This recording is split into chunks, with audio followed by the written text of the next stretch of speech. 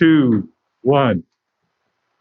Good evening. This is the Nevada Unified School District School Board meeting June 8th, 2021 at 7 p.m. We'll call to order. Recording in progress. Order of business is the Pledge of Allegiance. Please join me.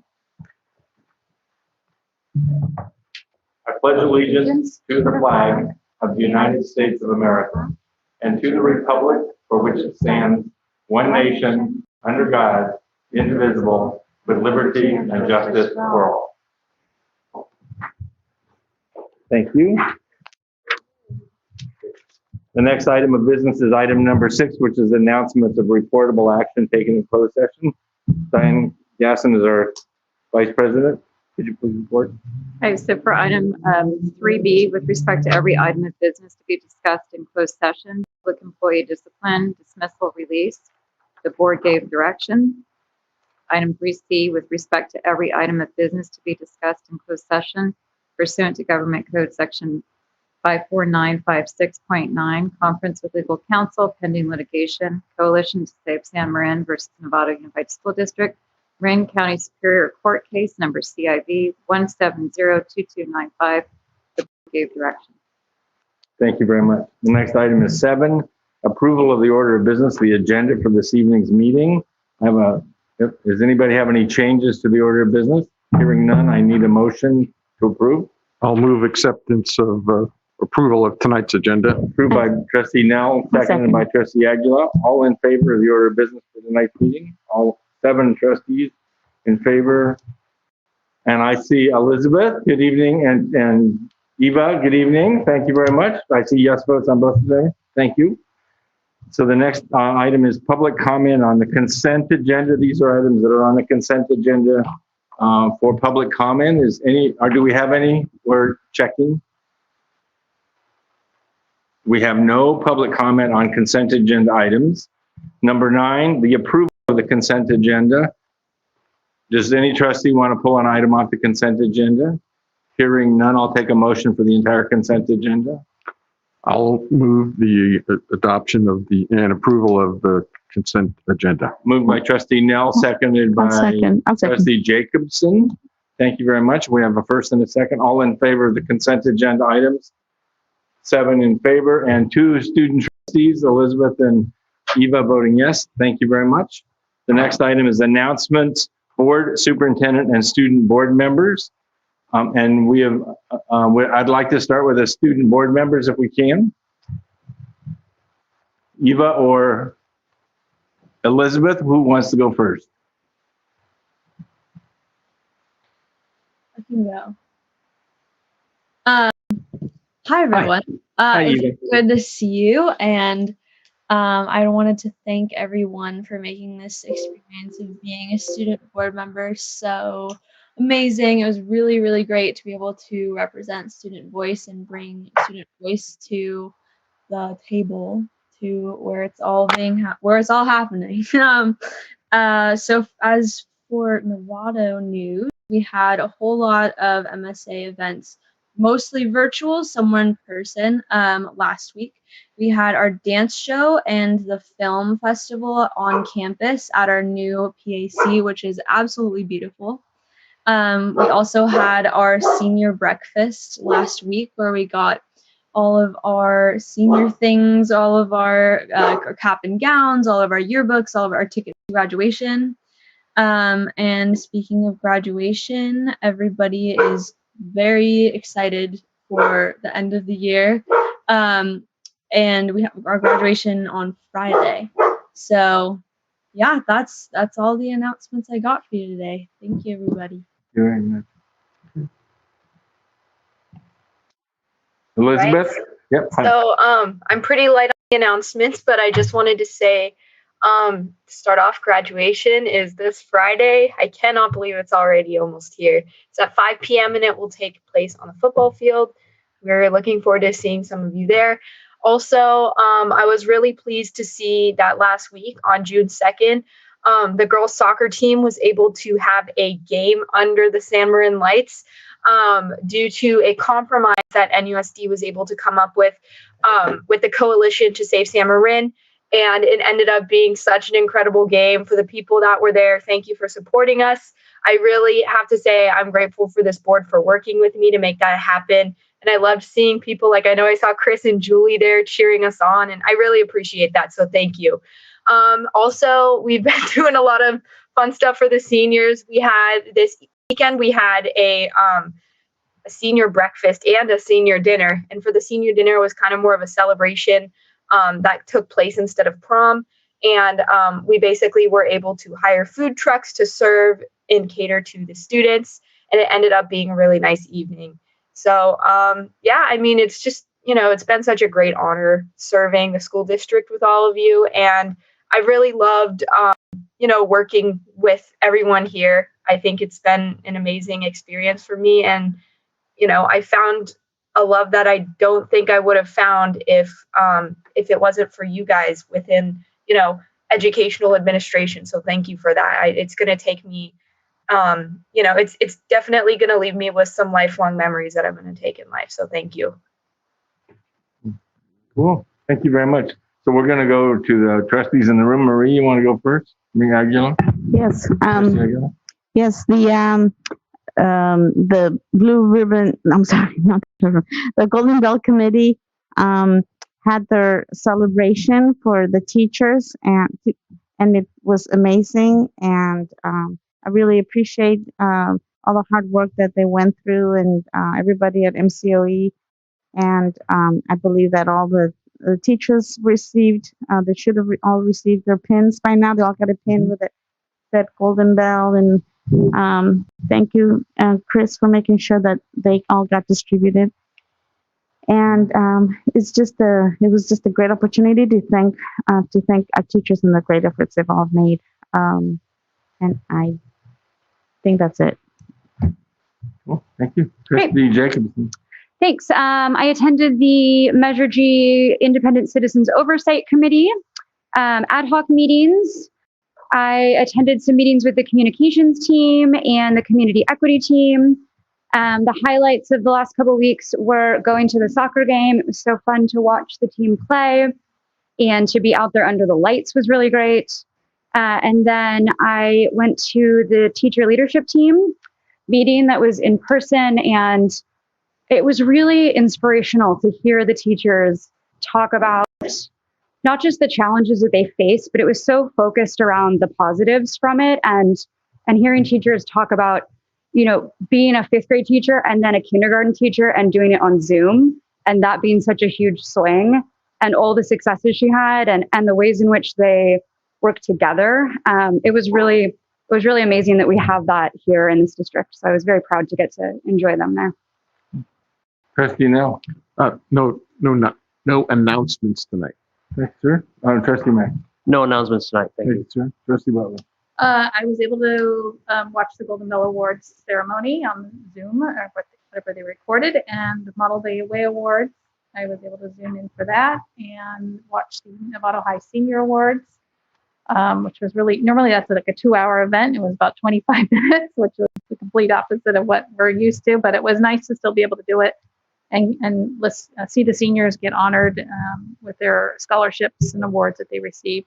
Northern Council meeting also zoomed in for that, and they wrapped up their year, which Northern Council is the PTAs of all in our districts, and they've done a phenomenal job. Northern Council, they've really elevated their purpose, I think, as what their purpose is here in the district, and they're advocating for their schools and advocating for the students, and it's a great group of people. So I'm glad that we have a very strong group in this district. And this week we'll be attending promotions and graduations. I'm looking forward to that. That's the fun part of our job here, is being able to attend those. So that's it. Trustee Gasson.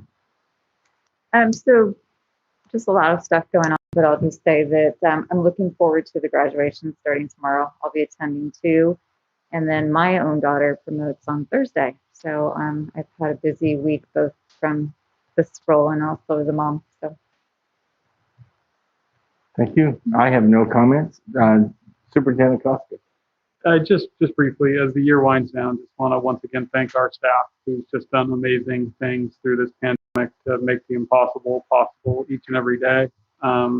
Being there to meet the needs of our kids and our community. So just one more thank you to everybody who stepped up and ridiculous ways that we couldn't have anticipated would be necessary 2 years ago. Thank you. Thanks, sir. So we're going to move into non-agenda public comment item number 11 on the agenda. And we're checking to see, we have 3 minutes per speaker and we have a maximum of 20 minutes. So we're checking, we have 2 speakers. So the first speaker, we'll queue them up. We got 3 minute time limit, so thank you.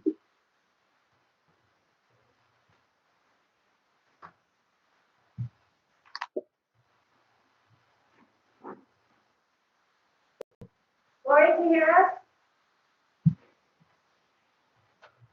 Hello, my name is Lori Johnson. I'd like to say good evening to the trustees and Superintendent Casca. My name is Lori Johnson. I'm a retired school nurse and a Novato resident. I'm here tonight to express my deep concern about the lack of equity among students in Novato schools. What is equity? As a reminder, equity is just and fair inclusion into a society in which all can participate, prosper, and reach their full potential. This from the Equity Imperative from 2018 says that NUSD is committed to creating space and structure for staff, students, and families to participate in developing school cultures where caring relationships are nurtured. Specifically, you committed to nurturing dialogue around issues of race as they pertain to classroom practices, school, and district structures. Also stated in the Equity Imperative, there are 2 strategies that are included specifically for students. NUSD will promote student voices as a way to empower students to advocate for their best interests and to ensure their academic and social emotional needs. Number 2, involve students in decisions that will lead to a more inclusive and safe learning. However, you ignore the voices of students of color regarding the negative impact that having police on campus has had on them. I'd also like to review the anti-racist education resolution you all signed this past January. I have 2 favorite be it further resolves. The first one, that Novato Unified School District would consult with parents, educators, and community groups to identify, I'm worried about my time. Oh, I got time. Measures of racial inequity in the district and consider developing metrics for measuring the impact of anti-racist actions on student achievement. Attendance, emotional well-being, and feelings of connectedness. Forgive me, I get so nervous. Be it further resolved that Novato Unified School District will actively acknowledge, address, and prevent racial bias when practicing discipline by considering the funding and utilization of restorative practices instead of punitive disciplinary practices when appropriate. This board said when presented data about inequitable suspensions in 2020 that they would look into it, but nothing has been done that I know of. You can show your commitment to do better and to move equity and anti-racism forward tonight by voting to remove SROs on campus. Thank you. Thank you very much. We have a second speaker. Fran, when you're ready. Fran, when you're ready.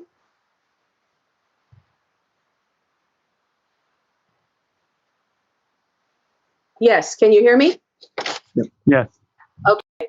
Hi, my name is Fran Rosoff, and I'm a teacher in the Olive School Virtual Learning Academy this year. And I just want to take some time this evening to share 2 words that the board probably doesn't hear very often. And those 2 words are thank you. For the last 40 years, I have been complaining, advocating, and entertaining the Novato School Board. As a Novato resident and a parent of 4 kids who went through the Novato schools, I originally got involved as site council president for Rancho Elementary School. I spent many evenings at the podium complaining about the possibility of closing the Essentialist program. Then, as elementary vice president for the Novato Federation of Teachers for 17 years, you listened to me advocating for teachers, focusing on equitable pay, so necessary to keep talented teachers in Novato. And finally, as an elementary teacher at Olive School for 35 years, I entertained the board with many student presentations from Gotta Keep Reading to Art Working with the Wetlands. Through the lens of my many years of experience and involvement, whether I was complaining, advocating, or entertaining, I learned one important lesson. Discussions about providing the best possible education is a process, and you're never really at the finish line. A clear vision, good relationships, and timely communication what gets things done. And I have always felt that at the end of the day, the Novato Board of Trustees has the best interests of children in mind and was always willing to have a conversation about how together we could accomplish that goal. I know what a difficult job it is to be a board member, and as I retire this week to that endless summer vacation, I want to thank all of you for your time and dedication to the families and the children of the Novato Unified School District. Thank you very much. Thank you, Fran. Thank you. Wow. Oh, okay. Yeah, good.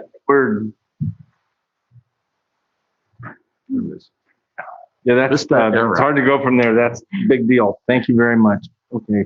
So that's the end of non-agenda public comment. We're moving into item number 12, staff reports. The first staff report is a culture of competence update from Mr. Superintendent. Would you please lead us in this item? Yeah, happy to introduce tonight Jennifer Larson, our Assistant Superintendent of Education Services, who's going to provide us with our culture of competence update. Good evening, trustees and Superintendent Koska. Thank you for having me tonight to give an update on where we are with our culture of competence. Several weeks ago, I had the opportunity to come and share our progress in the culture of excellence, and tonight I'll be sharing our next steps and where we've been with our culture of competence. Before I share my screen, I do want to just take a moment to express my gratitude, my appreciation for Rhonda Fleming. Rhonda has been our lead in our culture of competence through her role as the coordinator of MTSS, and it is her body of work and her presentation that I'm here tonight to share with you. And I'm just going to do my best to give it justice and represent the hard work and dedication that she's put into moving us forward in this area. So with that, I am going to share my screen. Let me know if I can get a nod if we can see that. We got it. Got it. Okay, perfect. All right. So here in Nevada Unified School District, culture of competence is our MTSS program. Really, the culture of competence is the method and the systems that we are building to ensure that our students have access to the supports that they need day in and day out to reach the goals that we have for our students in the culture of caring and the culture of excellence.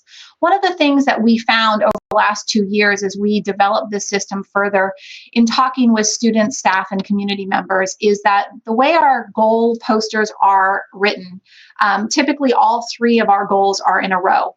And we really decided that moving forward to be better representative of what the culture of competence is, we need to pull that out and show the representation that the culture of competence is really what holds and provides the foundation and support to ensure that our students have a strong SEL, social emotional learning and wellness program, and they're able to meet their graduate profile goals, and that they also have those same supports in place for our culture of excellence in our academic proficiency goals for our students. The reason we developed this culture of competence in our MTSS system is to look more closely and to put a system in place to really analyze in short, small data cycles the discrepancy in outcomes between our student groups. This is just one example, but you would see similar data if we were to look at math, if we were going to look at science, if we were going to look at graduation rates, AP scores. And what you see is our students as a whole typically are in yellow. The slide you're looking at right now is that of the data on our dashboard. As you know, green is positive, blue is where we want to be, and as we move through orange, yellow, and red, we move further and further and further away from proficiency. As you can see in Novato, our students typically are right above the state average. We've moved from being just under in 2017 to just above by 6.8 points and now 7.4 points, hopefully a little bit further when we receive our most recent scores. And then when you look down below, you can see some of our At Promise groups. At Promise are our students who are not their achievement scores are not reflecting their proficiency and the potential that we know our students have. And when we look at these scores, you can see there's some significant discrepancies all the way down. until you find our white students who similarly are above our state average. The goal of our district, as in many districts, is to close that achievement gap, and we reflect a lot on the opportunity gap. And so our culture and competence is designed to identify where these gaps are, what is the root of the problem, and then identifying supports to match the needs of each individual student. This is a system that you've seen before. This is an image that I think you've seen before, but just as what is MTSS? Our multi-tiered system of supports is a collaborative, student-centered framework that provides data-driven, adaptable supports and services to help ensure academic and social-emotional success. The difference between the triangle we've showed you in the past and what we've added today is that cycle in the center. It's wonderful to have identified tiers of support, and that's what we've spent a lot of time working on over the last 2 years. But the most prevalent response that we've identified is it's hard to improve something you're not measuring and measuring well. And so our goal moving forward is to identify data systems and tight, shortly timed, flexible data cycles that allow us to move students in and out of the supports that they need. So as you can see here, what we've done is overlay those data cycles on these tiers to make sure that our students have a flexible and ongoing way to move in and out of the tiers as they need them. A student should not be staying in a single tier for any long amount of time if we are doing the work we need to do to accelerate and intervene when necessary. Just a little evidence of what the team has been working on. On the left side of your screen, you can see what was our very initial take at what is the inventory of items or programs or resources we have at Tier 1. I could show you this for Tier 2 and Tier 3 as well. It would look very similar. But you can see that we have a list, a mile long, of identified resources that our staff threw in as Tier 1. While these are all wonderful supports, anything at Tier 1 absolutely needs to be accessible by 100% of our students, and it needs to be successful for 90 or more % of our students. When you look at some of these on the left-hand side, you'll notice that they're programs and they're resources that are very individualized to specific schools and specific student groups. With that, it's very hard to intervene because the data comes from so many different places. So if you look at the right-hand side of the screen, you can see now what our Tier 1 supports are. The team has come together and they've identified that truly the standards and skills that we need to be focusing and prioritizing are social emotional learning competencies of self-awareness, self-management, social awareness, oops, I was on that twice, pardon me about that, relationship skills, and responsible decision making. You may notice that most of these overlap with our 6 Cs, and so that will be the focus in the Tier 1 instruction, and all of our resources are being put into finding consistent resources and tools and curriculum for these areas. With that gives us as a district to now find data points and metrics to measure our students' progress and success everywhere from universal screeners to common benchmarks to be able to monitor where our students are and better align the needs and interventions with each individual. Similar, you'll see the same thing on our academic. On the left side of the screen is all of the different programs and curriculum supplements that were identified in the beginning and then clarifying to what we have now, which is Tier 1 support, and all of the hard work that has been identified, our essential standards and our proficiency scales. Those are accessible for every student, those are assessed, and they are easily monitored in tight data cycles. As you can see, this is our first year having changed our assessment structure and our benchmark to ensure that we have a beginning, middle, and end of the year. Again, if we're not measuring it, it's very hard to see improvement. And already in 1 year, you can see the shifts. The red is getting lower and the blue is getting larger, and that is what we want to see. Board members? Classrooms, and actually today at Olive School, we had a promotion ceremony for our VLA students. Really appreciated this gift. They understood that their children, many of our students went on virtual field trips, did virtual activities, met their other classmates, on a consistent basis, flexible schedules, were presenting problems to some of our families. So in moving forward, taking those things into consideration, we would need to look at how we support families if this is to be a viable option. Next slide. So the next portion here is our 6th through 8 middle school. I have to say, I so appreciate having this time this year to work with the 31 educators who are serving these 313 current 6th through 8th grade students. These teachers have, many of them volunteered to either teach fully remote for the full year. Some of them who are doing a combination of teaching virtually as well as flexible in person, and a few like our music teachers and our resource teachers who are serving those mixed sections.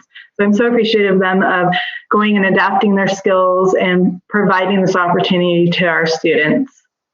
One of the unique things in this program is that we had teachers from across all 3 of the middle schools serving students from all 3 middle schools. So these students were in classes with friends from not only their home school, but the other schools as well. And then we offered opportunities for school and family meetings, similar to what Ms. Olenek was saying with the 5th grade promotion at Olive. I offered one for our 8th grade promoting students as well. We have, as you see on here, the screen, a virtual field trip through the San Francisco Ice Cream Museum, where we were able to make our own ice cream sundaes together.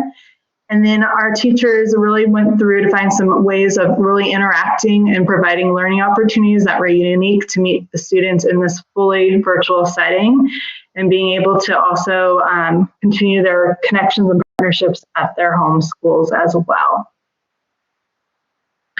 And then our 9th through 12th grade classes, there's about 450 high school students between the 3 high schools that we have. And like schools are represented and they hold their own BLA sections at their own school. This offered the opportunity for our students to stay connected to their community that they are going to school in, staying a part of the programs that they were invested in, and continue to build in their skills and passions there.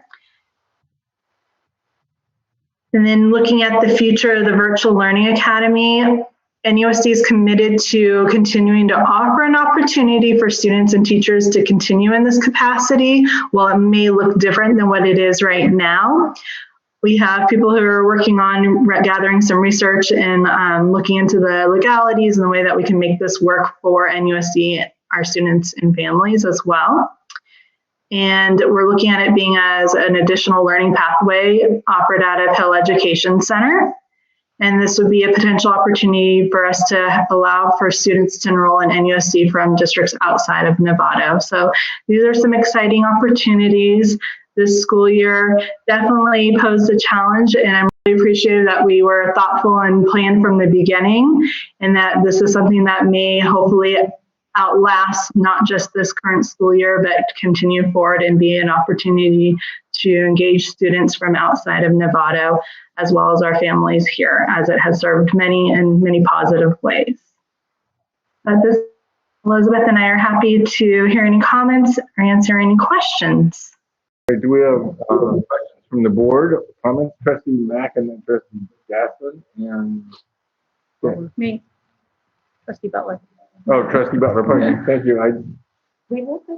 Trustee Mack. Amanda and Elizabeth, I want to say thank you for putting together something from the ground up.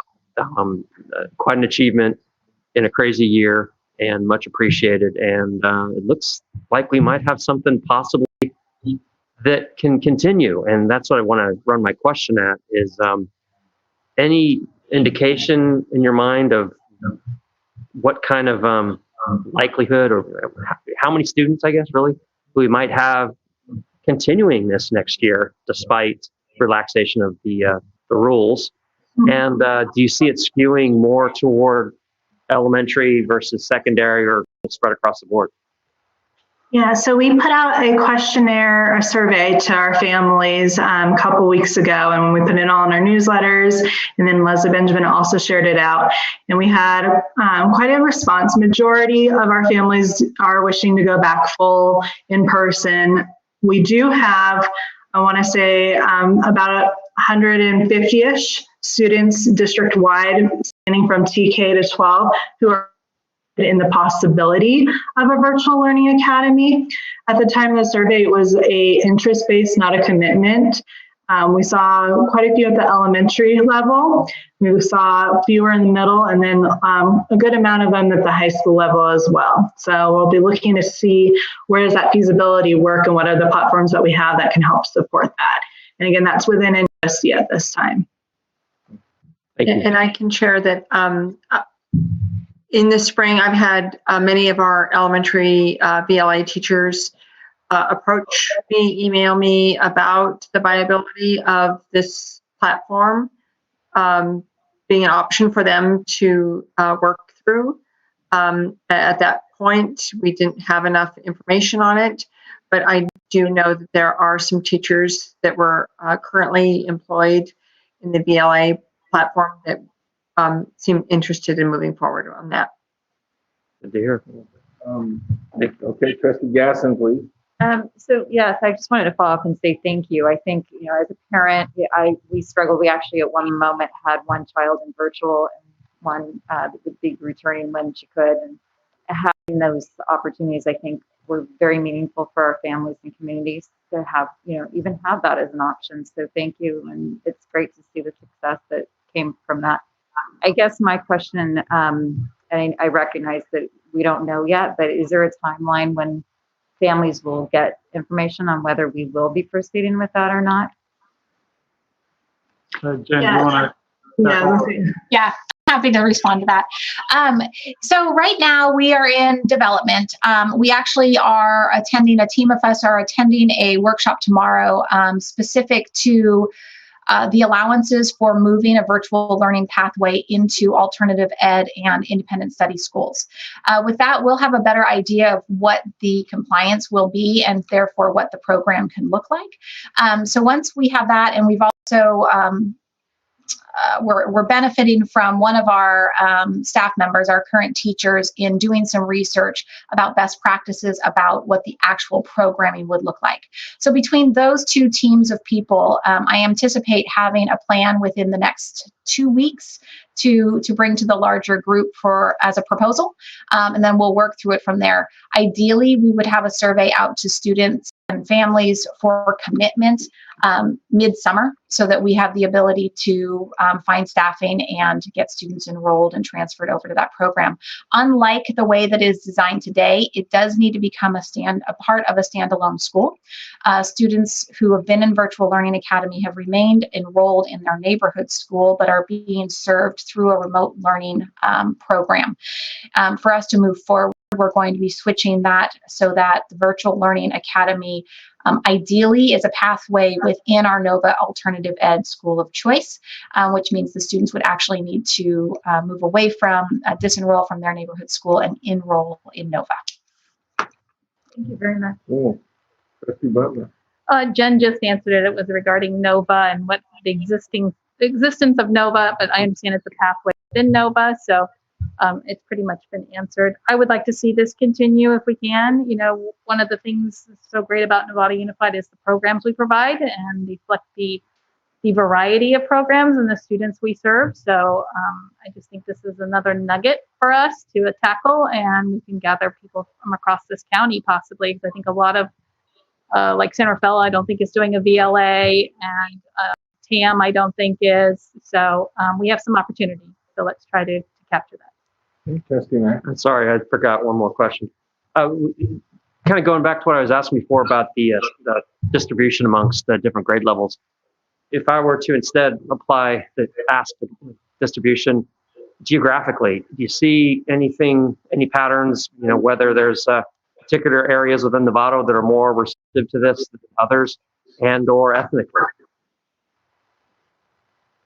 I can respond to that. I didn't notice any trends geographically. They are fairly out. Like Director Davis said, they definitely trended to the lower grades and the high school grades. Very few in the middle school area, and so we'll look into that a little bit more. In terms of ethnicity and demographics. Again, didn't notice any trends that were glaring. fairly evenly spread, but I was also looking at those demographics against the current VLA demographics. So I did not compare them to all of Novato. I compared them to our current enrollment in Virtual Learning Academy, so I can find you the breakdown as compared to all of NUSD. I just want to make sure we don't have any outlying situations going on. We've kind of stumbled into that in the past, and I don't want to see us stumble into it again. Absolutely. Thank you for bringing that to our attention. So one comment from me, the NOVA program has been offered by the Nevada Unified School District for at least 3 decades.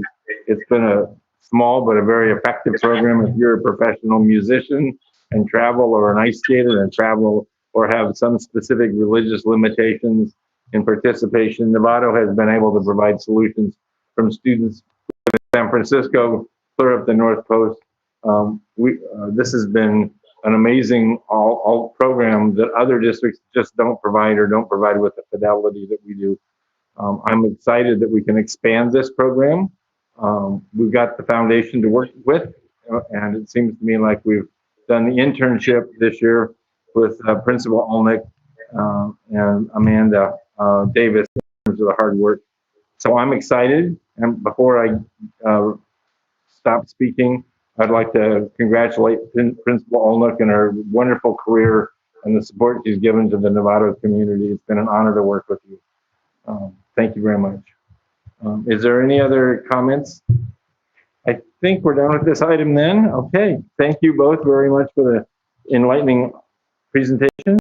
And we're going to move on to item 12C, which is English learners and newcomers. And Superintendent Costa, you want to take us through that? Yeah, happy to introduce Leslie Smith, our teacher on special assignment, who's been supporting our English learners this past year and, of course, in previous years. So, Leslie, take it away. All right, thank you. Turn on share my screen here real quick. All righty. Good evening to all of you. Thank you for Leslie, having me. Before you dive in, we can see your screen, but it's not in presentation. There you go. Perfect. Thank you. You're ready. All righty. Perfect. Good evening again. I am Leslie Smith. I am teacher on special assignment, all things English learners. And tonight I would like to update you on some of the things that we've been working on with our over 2,400 English learners and our reclassified English learners that are in our district. So last June, the school board approved the NUSD English Learner Master Plan. This school year was the first to start that implementation of that plan. The California English Learner Roadmap policy is an integral part of our EL Master Plan, and it's our guide, and it's a guide for districts to implement strong programs and practices for our English learners. The California English Roadmap, or EL Roadmap, has 4 basic principles to help develop and strengthen our comprehensive EL programs. It was the first 2 principles that we concentrated on this school year. Principle 1 being assets-oriented and needs-response schools, where language and culture are seen as assets. English learner profiles were tailored to specific needs. School climate is welcoming to all newcomers. Family and schools are partners in their children's education. And lastly, strengthening our programs for the ELs with disabilities. And principle 2 is intellectual quality of instruction and meaningful access. All students are immersed in intellectually rich, grade level curriculum, rigorous instruction with high expectations for all. And lastly, parents, guardians, and students understand the program's choices that are in NUSD. So our EL Master Plan is broken up into 7 chapters. These chapters, the first 5 were the ones that we concentrated on this year, and I'll delve a little deeper into these for each chapter. Chapter 1 is initial identification and assessment for English. This year, we initial LPAC'd over 200 students throughout the school year and most being August and September and October with our kindergartners. Because of the COVID pandemic, we were unable to do the summative LPAC in last spring because of our school closures.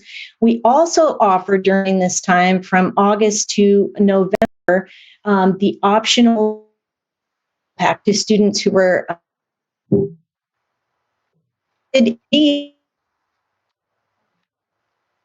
reclassified.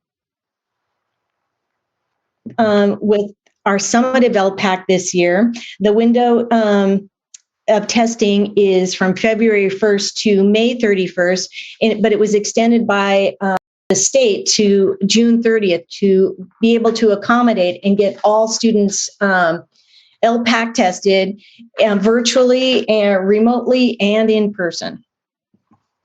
Our instructional programs, NUSD offers 2 programs, our dual language at Linwood and the SEI or structured English immersion programs for the rest of our district.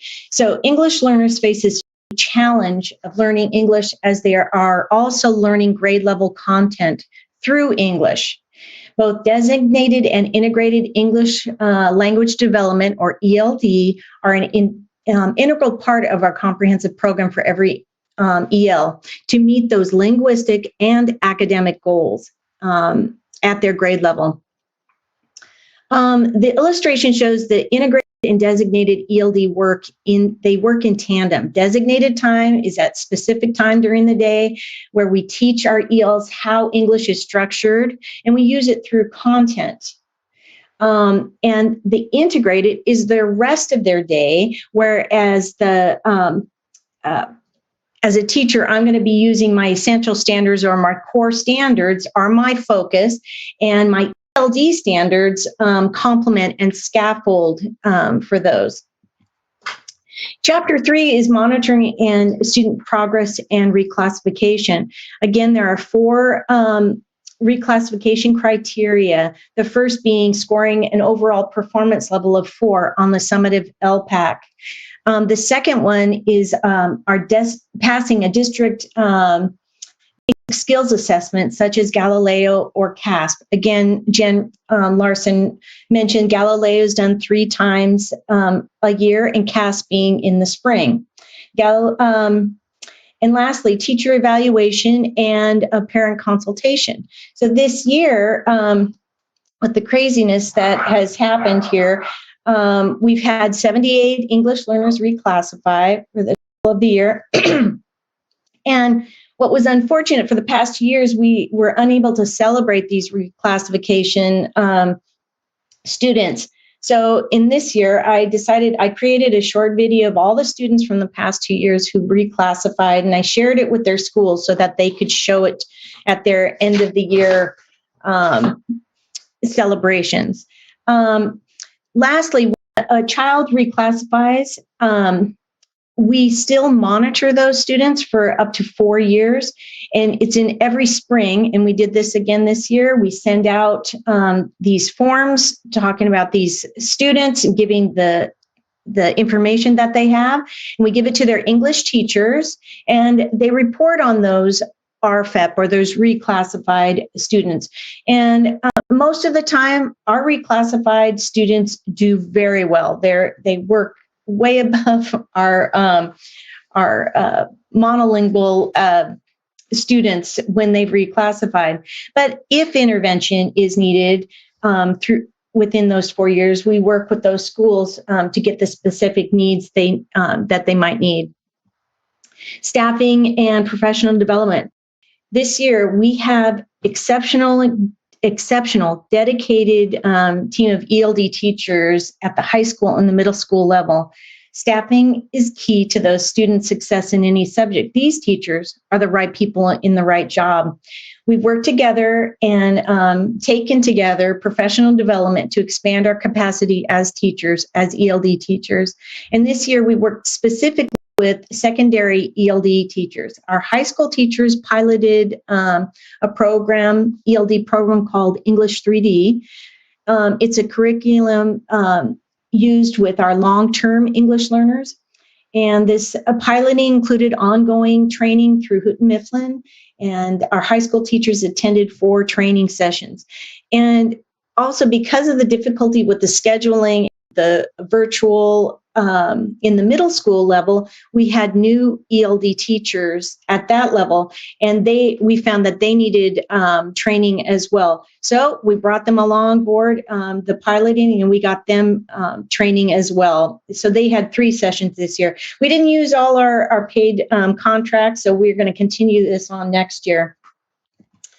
And lastly, Chapter 4, our parent and community involvement. One of our big ones that we do is we run the DLAC meetings. DLAC is the District English Learner Advisory Committee. It's at the district level. And our DLAC members are made up of the ELAC officers, which are at each school site, the meetings that they have at their school sites. Those officers, we also have community liaisons and teachers. And because of COVID-19, we changed the format to Zoom, and we had the most consistent participation in many years. So we're going to continue that next year. We did spend a lot of time this year with our DLAC members in training them so that they could go back to their ELAC groups and train their parents and community what we're doing at the district and what is required for an EL program. One of them is with the EL Master Plan. They were a part of it, and they continue to help us and advise us in updating it each year. They also helped create and conduct the district-wide and school needs assessment. And they helped advise us on district programs, goals, and objectives.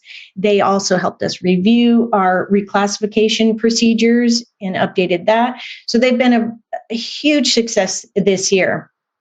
Also, our Newcomer Counselor, our Newcomer Counselor worked very hard this year and revamped the way she was able to serve our ELs. We had 2 the year before, and we just had 1 this year, plus being virtual. So she revamped everything for our ELs and their families. She provided several newcomer orientations for families at the elementary level so that they could learn about the U.S. school system and community resources. She also provided coordination of services for students that are newcomers at the high school level and collaborated with North Marin Community Services through a grant. This grant through North Marin Community Services, they had outreach and engagement programs. They had group interventions. They did referrals for treatments for services and provided newcomers at the high school level, all by bilingual and bicultural individuals, 6 sessions with a variety of topics, from immigration stories to alcohol and other substance abuses to mental health, all of these things. It was really, for changing up and having to revamp, it was a very successful year. In looking to next year, the implementation of the EL Master Plan, the second year of it, again, will concentrate on the Principle 2, which will continue with that, and then bringing in Principle 3, system conditions that support effectiveness. Within Principle 3, we talk about leadership. Leaders establish goals and commitments to the English learners by providing access, growth towards English proficiency, and academic engagement and achievement. It also, within this principle, we make sure that we have adequate resources at our schools to support the conditions for our English learners. Assessment is a big part of this, whereas of culturally and linguistically valid and reliable assessment support instruction, continuous improvement and accountability for attaining English proficiency by literacy and academic achievement. And then lastly in that section is capacity building and making sure that our schools, the capacity of them to take in learning and then continue and bring that to their school so that it continues. With our EL master plan and those chapters, again, it's those first 5 that seem to get most of the attention. For the first one being for initial identification and placement. Excitingly, we're going to have centralized enrollment to tighten the data that goes into our areas or our student information system, especially with enrollment, so that to make sure that we are assessing students correctly at the beginning of the year and making sure that everything in Aries and StudentMint is correct. So that's going to be a huge plus. We also are going to hire a team of LPEC examiners and take that burden off the staff of each school. This year was just crazy busy, and this led to, let's look at this a different way, how we can get our kids LPAC tested, and the staff can concentrate on the needs for students, not assessment. And so in Chapter 2, the instructional programs, using the summative LPAC levels in the secondary schools by leveling that by proficiency levels, making sure that they have the curriculum that they need at those levels, start to expand our dual language program at Linwood, soon going to middle school, so we'll be looking into that. Also, a small group of TLT members will work on integrating the ELD standards into or with our proficiency skills. That's exciting. So those are things that are going to happen in our instructional programs.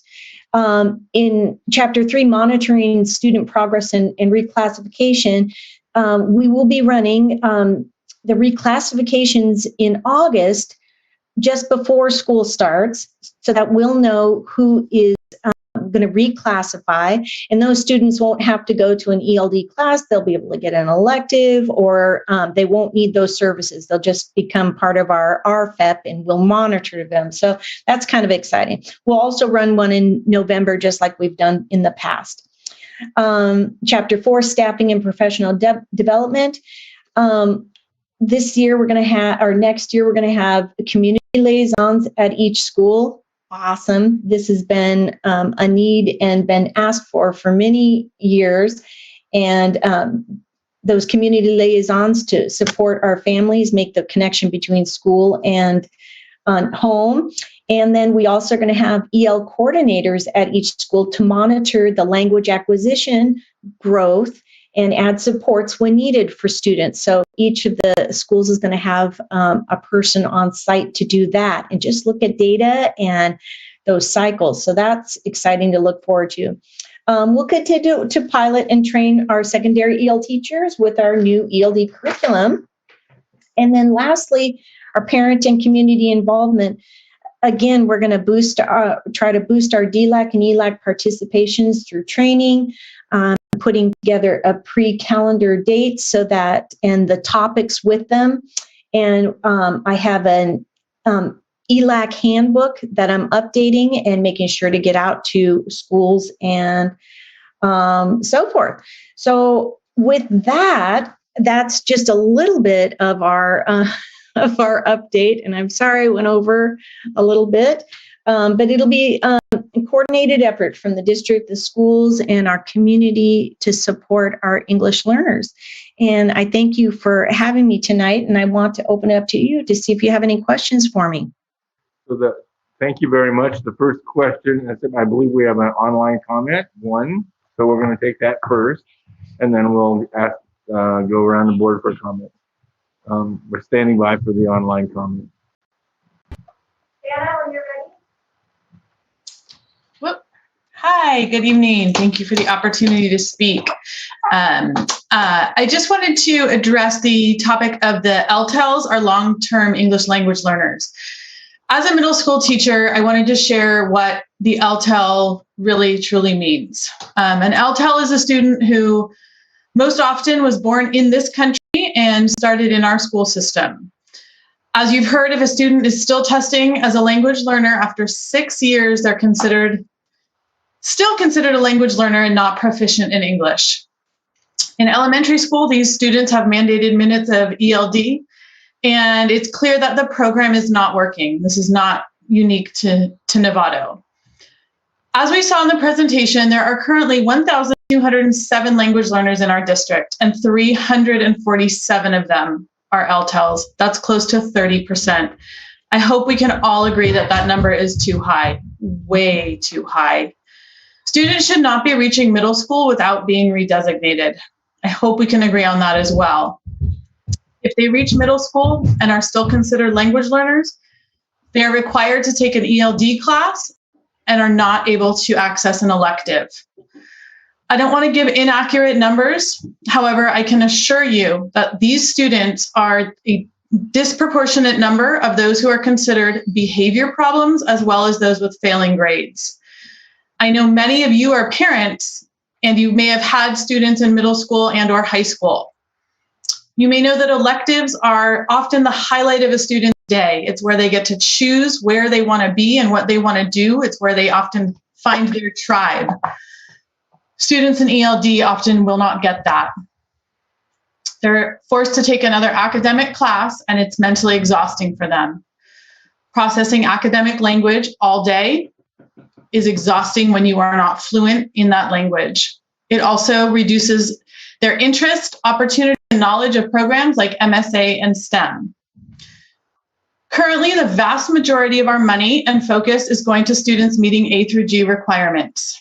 The time to worry about students falling behind is in early elementary school, not high school. That's what all research shows. We need to get them caught up early and get out of the cycle. The board for a comment review. So much for your presentation. That was a lot of great information. My question is actually kind of similar to what Jenna was saying. I'm wondering, how are we supporting our early elementary teachers who have high proportions of EL students in their classes, and there's some pullouts or push-ins happening, but they're kind of implementing these tools all the time to help bring these kids up, and where's the support there? So one of the things that was implemented a few years ago is a designated time during the day that is spent just working with your English learners. So that would be the designated time. So yes, in elementary, we have had some discrepancies with previous Clark Consulting and how that is integrated during our designated time. Trying to integrate our readers and writers workshop. That's what we're currently trying to do, and how we can bring in those ELD skills and strategies into that. So that's what is next year with our TLT, our teacher leadership team, is going to be like it would be beneficial, followed up by some goal setting and metrics to help throughout the year. So it is certainly an area of need and way. And just doing that alone and bringing attention has already made a significant shift. So one of the struggles is making sure that our teachers, and this is the work of TLT, have the understanding of and the skills and the tools to be able to use high impact strategies while teaching a content subject to build language. And to help simplify that. So the project of TLT will be to look at the proficiency scales, look at the essential standards, and for each one of those, identify that the language standard that is most well aligned so that they can be hitting both of those at the same time. And that seems to have been the ongoing struggle, is if I'm teaching math, how am I also going to be addressing this language standard? And so the team will be helping them put those together. When you're working on this scale, here's the couple of language standards that are really going to be the most essential during that time. Thank you. That was helpful. Cool. Yeah. Trustee Aguilar. Yeah, thank you, thank you for this report. I wanted to just say, yeah, again, I think I can't thank you enough, and so impressed of how far we've come. You know, from the time I came in and I didn't know English, and all the services that we now provide to our English learners. I wanted to know, like, how are we communicating to the, and how are we communicating and also engaging our Latino parents in order for this to be successful, because it just has to be.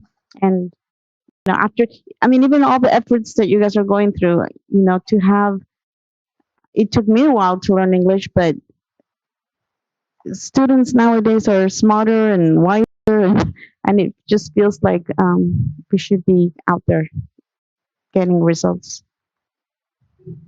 I can go ahead and respond. I'm just wondering I'm just wondering how parents are helping or not helping, or how are we involving them?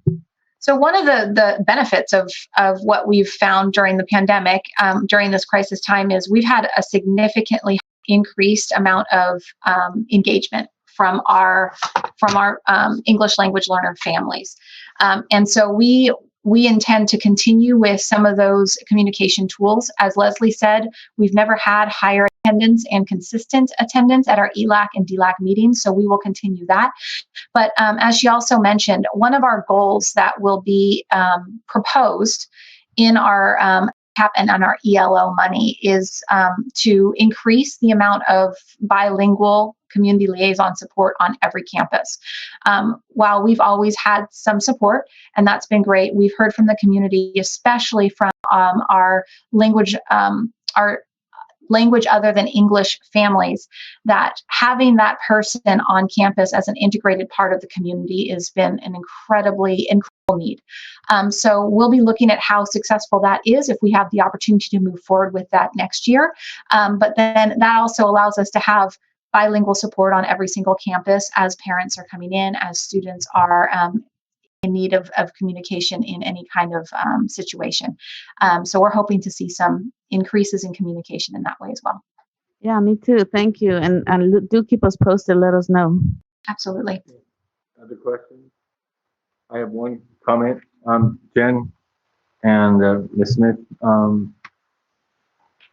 there are the United States and California and Nevada are transitioning. If you look at the population of kindergartners and look at their ethnic mix, it's pretty different than the population of Social Security collectors and their ethnic mix. The challenge for that transitioning society falls right on the schools. It falls right here. And I've said before, and I'm going to say it again now, our goal at this school district ought to be able to be a family can transition to fully participate in the U.S. economy in one generation. In other times, it's taken 2 or 3 generations before people can fully integrate and understand property value and understand the work opportunities and understand university education. But we know it's possible. I just had a discussion with a Vietnamese woman who is second generation and clearly graduated out of UCLA and law school, and is the opportunities are, the capabilities there. We have to help families understand that this is the road to success, and it lifts them up to newer opportunities. So I appreciate the work you're doing. I think it's absolutely right. You need to deal with it at the elementary school and not leave a problem for the high school. I'm thrilled with the work you're doing. And as we all know, the work's not done yet. So thank you, Ms. Smith, for the presentation, and Ms. Larson for organizing this work. That's one of the most important things we have to do in this district. Other comments before we move on to the next item? Thank you very much. We're going to move to item 12D, which is the Air Force Junior ROTC program discussion. Superintendent Koska, would you like to lead us in? Yeah, I'm going to introduce Assistant Superintendent Jonathan Ferrer, who's going to give us an update on recent decisions we've needed to make regarding the AFJROTC program at Nevada High School. Thanks, Jonathan. Thank you, Superintendent Koska. Good evening, Jonathan Ferrer, Assistant Superintendent, Human Resources. This evening, I need to update you on a very difficult decision in which the district has made regarding the Air Force JROTC program at Nevada High School. Due to several factors that include declining program enrollment and lack of interest from new instructors, the district has decided to no longer continue its partnership with the Air Force in providing a JROTC program at Nevada High School. This difficult decision was made in consultation with Nevada High School, the district, and members of the board. The Air Force has also expressed its formal notice of possible program closure to us over the past several years based on program enrollment, which they needed to be at 100 students. Throughout the years, the AFJROTC program at Novato High School has produced scholars who are grounded in integrity, service before self, and excellence. The program has trained scholars in citizenship, community service, responsibility, character, and self-discipline. All of them have benefited from the program in some capacity.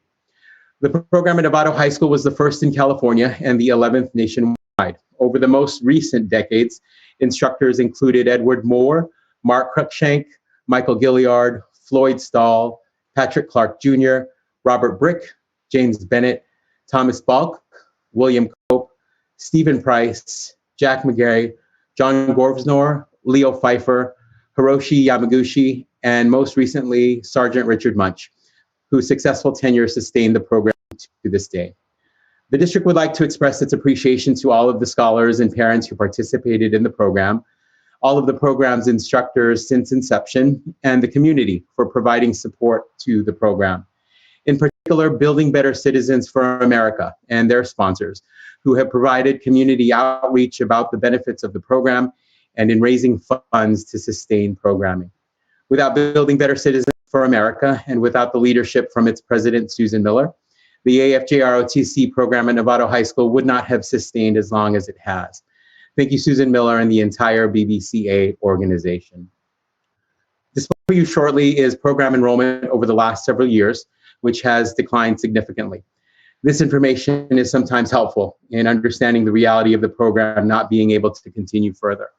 Lastly, Novato High School will be repurposing its staffing allocation from AFJROTC to other areas where there is current need. This is a staff update. As a decision has already been reached regarding the program, no further action is needed. However, comments about the AFJROTC program to our community, I'm sure would be appreciated. Thank you. Let me go ahead and show you the program enrollment that we have here. One second.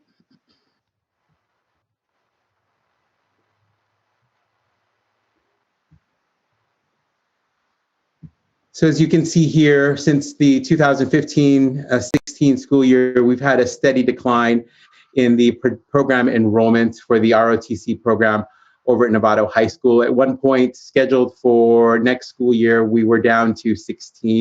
I believe the highest projection that we received was 25 at one point, but the most recent data that we received for its projection next year was 16. And you can see this lineage of decline really helped inform our decision and our discussions to unfortunately no longer offer the program at Novato High School. Thank you, sir. Does that end your presentation, or it is, President Miller, yes. Thank you very much. So I believe we have one public comment, so we're going to take a public comment next.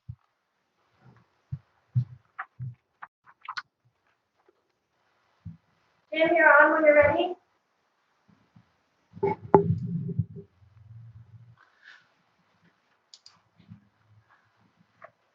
Jim, go ahead.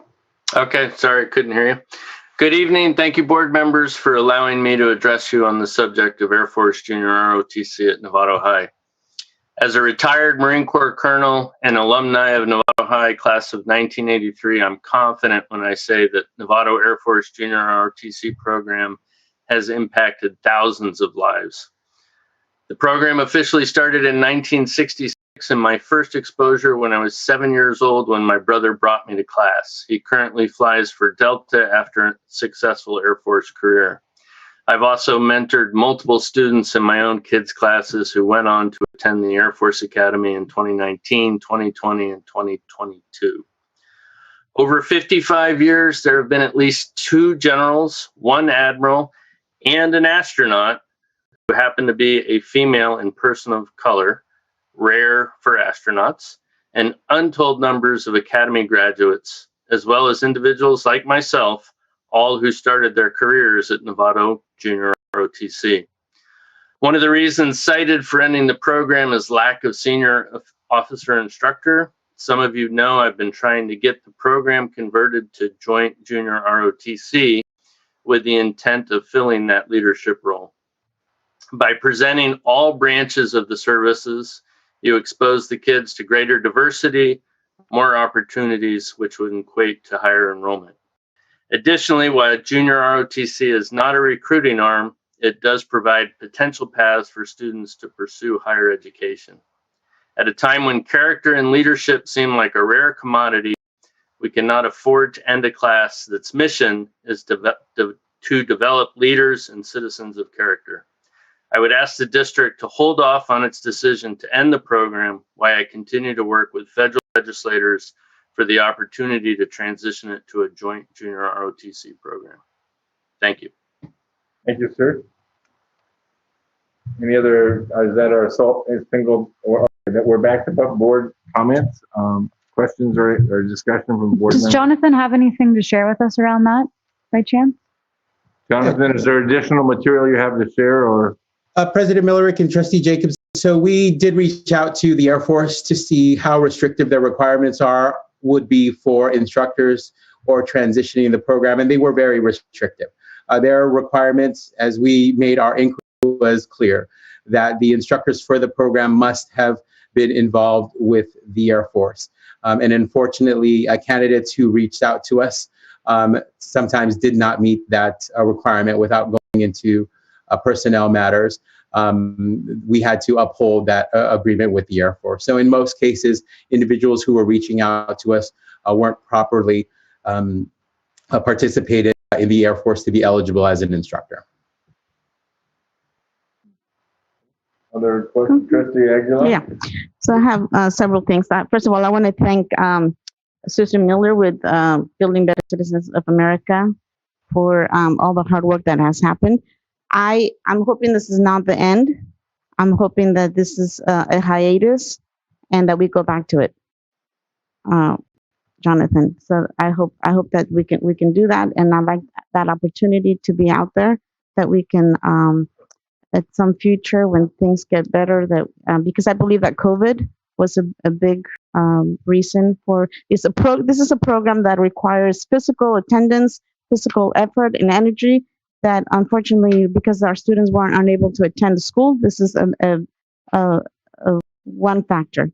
I also like to take personal responsibility. I think that as a trustee, I should have been more on top of it and been more in touch with the director. And I don't know, just I take responsibility for that too. I have two brothers, a brother that attended the JROTC and one that did not. I love them both. They both have a great heart. But let me tell you, if you want something to get done, they'll both do it. But the one that attended the JROTC will do it when he's told to do it. If you ask him to call you at 3:01 in the morning, he'll call you at 3:01 in the morning, not at 3 or at 3:02. So this just breaks my heart. Other comments? I'm not done. I'm not done. I want to say that great people, great students came out of this program. For example, I want to thank this year's scholarship winner for the JROTC, Addison Parmenter, who received $1,000, and he has earned several top recognitions and service awards, such as the Air Force Association, an award that was Military Officers Association of America Award, Veterans of Foreign Wars Award, and Boy States 2020 Award, all while learning leadership team through participating on both JROTC and his church callings. Most importantly for him, he learned how to serve others during this program, and he will continue to enjoy the benefit of serving. He plans to go to a private university and get a degree in political science, and then continue with the ROTC school, and then attend law school. This is just one example of what can come out of the JROTC. So I'm just this hurts me. and I would be happy to hold it off according to the public comment. And but I know what needs to be done, and I just want an opportunity so that we can come back to it and have this program return to our schools and bring great people like this person. I was not blessed. I was not blessed to have children, but if I ever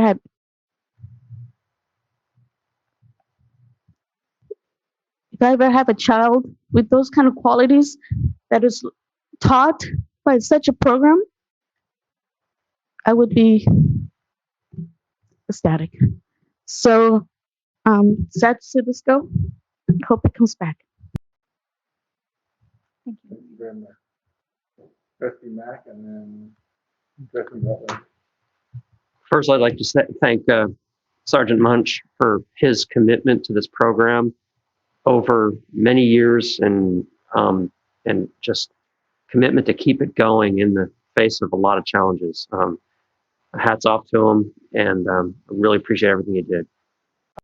Speaking as an Air Force father or an Air Force lieutenant, I too feel like I let this program down. I feel like I could have done more. I know I could have done more. I'm not sure if it would have made the difference. Maybe that's part of it. I just saw those numbers. I just didn't know what to do. But that said, I'd like to revisit Julie's question, Jonathan, and expand beyond Air Force. Talk about Mr. Wilmot's suggestion of something that is multi-branch. I don't know if that's legit. I do see the benefit in it, in that it might attract more students who are interested in other branches, Marines, Army, Navy, etc. Can you address that? Yeah, Trustee Mack, from what we understood in the conversations that we had with the Air Force, it would have to be in agreement with both the Air Force and the Marine Corps in this particular instance and situation. We were advised that it would require actually a legislative action and decisions for a joint program to be implemented. And as we all know, that process may take some time for us to get there. We were really pushing for candidates who were not involved in the Air Force, but with another military branch to serve as instructors for the program. But the way the current structure reads and is formed, the Air Force was a firm no, unfortunately, on that. Interesting. Thank you. I appreciate all your effort on that, and thank you for clarifying that. That helps. It is disappointing that the military branches are kind of shooting themselves in the foot in that regard. And I'm open to revisiting this at a higher level, but I don't know how. But take that offline. Trustee Butler. Yeah, a couple questions. First, sad to see this come to this for this program. Ever since I've been on the board, it's been one of the nuggets of our district and the students it serves. And it's had its ups and downs since I've been on the board, and probably Trustee Nell can speak to that as well. I know we've had it come before us on closure before, potentially reaching that opportunity to close it. And building better citizens stepped up. Susan Miller is a huge part of that, and I want to thank her for her efforts and they really helped somewhat save the program along the way in helping us fund the position that we are responsible for. The Air Force provides some for the instructor, and we provide some. Jonathan, we had an agreement that I have my notes here from 2019. We approved an MOU with the Air Force, and it talks about being on probation. Have we been on probation this last year and the prior year for enrollment? Yeah. Trustee Butler, we have been on probation every time our enrollment was less than 100 students, because that was a part of the MOU agreement that the program sustains 100 students annually. And we have not had above 100 students in the program since the 2016-2017 school year. So we have, in essence, been in probation every year since. Okay. The other thing, I know at one time we had to give a year's notice to close the program. Is that not the case anymore? Is it? Great question. It is not, because we have been in probation and because we haven't been meeting that enrollment trend. It's just simply notification to the Air Force that we no longer would be offering the program. And then just another name, John Salmon. I think we all know that name, Yeah. who has been a huge advocate for ROTC. And just wanted to mention him and thank him for his advocacy and really coming to this board and saying this program needs to stay many times. So sad to see it come to this point. So thank you. Other comments? Yeah. Trustee Nell, and then I will. So this is very difficult, and I can certainly understand the emotion involved with such an excellent and worthy program as our junior ROTC. I think it's important to point out the thank yous. Obviously, if it weren't for the Building Better Citizens of America, Susan Miller, her board and her contributors, as well as Sergeant Munch, who's held up the program for the last 2 years, their work, they worked tirelessly to keep this program intact and to continue to serve the students of Novato. It's hard to top what Lieutenant Colonel Wilmot said about 55 years of positive impact on students who have gone on to succeed in life and in many cases serve their country. So it certainly is a regrettable situation. I think it's important to point out that the community has tried. This has not been we're not in these circumstances so much because there hasn't been a solid effort put on by the Building Better Citizens of America and the parents involved with this organization. And it hasn't been an issue so much about money. If it were about money, I think I can tell you right now that the boosters for junior ROTC would write a check to pay for the instructors to attend. What's really happening here is it depends on how you want to look at it or shape it, but this community just no longer can support junior ROTC. The level of interest has gone away, and we could talk probably for hours about a community's responsibility to its nation and to its defense and to provide a broad-based services for all of its students who might have interest in growing in careers in this area. But regrettably, as the attendance numbers show you, and if you went back even farther to 2008, you would see that the numbers were also very low, and we worked diligently and did our best to boost things up. We did get over 106 at one time, but again, that was the result of a large effort. And what we ran into next was finding reserve officers willing to take the position of instructor. And you can cite a lot of different factors: the cost of living here in Marin, level of interest, etc. But we have been trying to fill this position for 3 years, probably going on 4 years in its entirety. And it's not that people haven't shown an interest in being instructors. They just decided not to take the position. And again, we've done our best to recruit and ask, and I'm not going to say beg, but make it clear that they would be supported if they would take the position. Unfortunately, Sergeant Munch, who's been holding up the program for several years now, even before he was the lone instructor, if it weren't for him, I think things would be facing this decision earlier. But he's just had an opportunity that he can't turn down. He loves our community. He supports the program. He wished he could stay and things would be better, but he has to do what's best for him. And I think that that's something that we should all respect, and we should be grateful for the service that he did give us. So I'm not making excuses. I'm just trying to kind of clarify what the circumstances have been like. I wish our community would have more interest in doing this.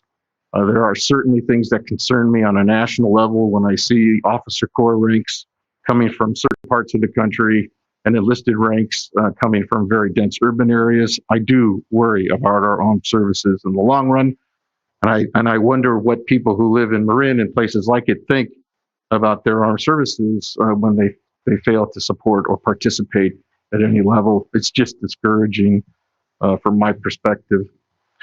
So if Lieutenant Colonel Wilmot wants to continue his efforts towards a joint branch option, that's certainly something that I would support, and I think that this board would be willing to listen to and consider. So regrettably at this time, I think we're going to have to go with the decision to close the program and hope it is a hiatus, temporary, and that people of Marin, and I say Marin because the junior RLCT program at Novato High accepts students throughout the county and Sonoma and anywhere nearby to participate. So I'm hoping that it's a hiatus and temporary at this point, and that people will realize the loss that we're talking about tonight. So thank you for your time, and I hope that we can put something back together. I want to add one comment. When you look at the program and it's challenged by the enrollment, our population is changing, and maybe as that happens, this becomes a more attractive option. If you look at it financially and you just look at the cost to the district, which is not the constraint, it's like every other class. But if you look at it, the pockets of the students, there are $1 million full ride scholarships that get awarded to one or two of these graduates every year. So they may end up with a full ride to the Air Force Academy or some other institution. And this opens the door for some students whose families can't get them through a university program the opportunity to do that. And that opportunity has come to many, not multiple, many Novato students over the course of this program. It's a heartbreak, and here we are at a point where we seem we're in a box. I would love to explore this, because I think if you look at the broader social structure, this was a program that benefited Novato greatly and benefited the country greatly. And I would like to figure out how to do this, but here we are at a point where we don't have the enrollment, we don't have the instructors, and we have to honestly speak to the Air Force in the program. So we seem like we're in a box. So with that, is there other comments, Marie? Yeah, I appreciate your emotions to this issue. I know it's very close to your family. Thank you. I also like to thank the Gelati brothers Yes. for their support, in all levels. And again, I want to stress that I hope we just put this in a hiatus, and that we can look at some time when the time is right for the future. Thank you. I think with that, we're at the end of this discussion topic. Okay, we're going to move. The next discussion item it's discussion action. We'll move into. We're a little bit behind schedule. The first topic is school resource officer recommendation, and I believe Superintendent Koska is presenting from his desk, so he has access to the tools he needs. Superintendent Koska, I see you on the screen. Yes, sir. So I'm going to turn this over to you for discussion item 13A, school resource officer. Yeah, thank you for having me and the opportunity to talk about this important topic that is so important in our schools and in our community. We're going to talk a little bit about the School Resource Officers Program. Much of this presentation you've seen before. I will be brief with it, and then there are some new components I'll spend a little bit more time with. The important part here is an acknowledgement that there's a lot of angst in our community across our country about school resource officer programs and how they support or harm students. In March of 2021, NUSD committed to thoroughly reviewing options for our program moving forward. Staff has done this and is prepared to make this recommendation tonight. We learned a lot of things along the way. We learned that NUSD and NPD have struggled with clarity around when law enforcement should or should not engage in situations that involve our students, and we'll talk more about that later. There is a need for law enforcement on our school campuses, and that need is limited. And there's a need to better engage with our community around law enforcement in our schools. There are other needed changes to a SRO program if it's going to continue based upon our learnings and input we've received from the community. We've clearly learned not just through this process, but all of the other processes we've gone through, that there are increasing mental health needs in our students. And we need to continue to acknowledge that funding is a challenge here in NUSD. So one of the things that one of our biggest findings as we investigated the school resource officer program in partnership with mostly with our high schools and with the Nevada Police Department is that we have had SROs engage in actions that should not be included in their duties.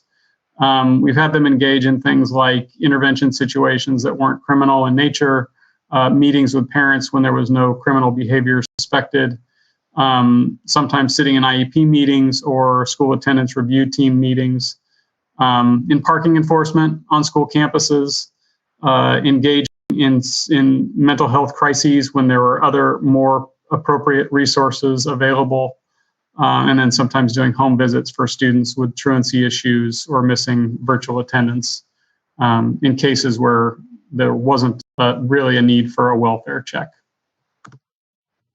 And so one of the questions that we've got to ask is, how did we find ourselves in this situation? And what we found is that the situation was caused in part by a lack of clarity in protocols for when law enforcement should become involved in situations arising on campus.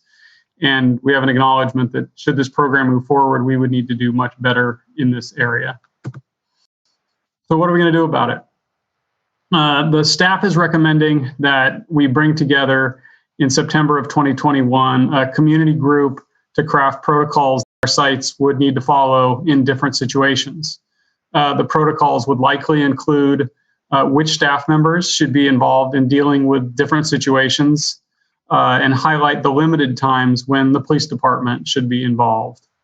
NUSD, NPD, and the Novato Community Equity Group have all spent considerable time on different protocols. Each of those three groups has kind of looked at different protocols that they think are appropriate for us to follow. And each of these would be great data points for starting these conversations.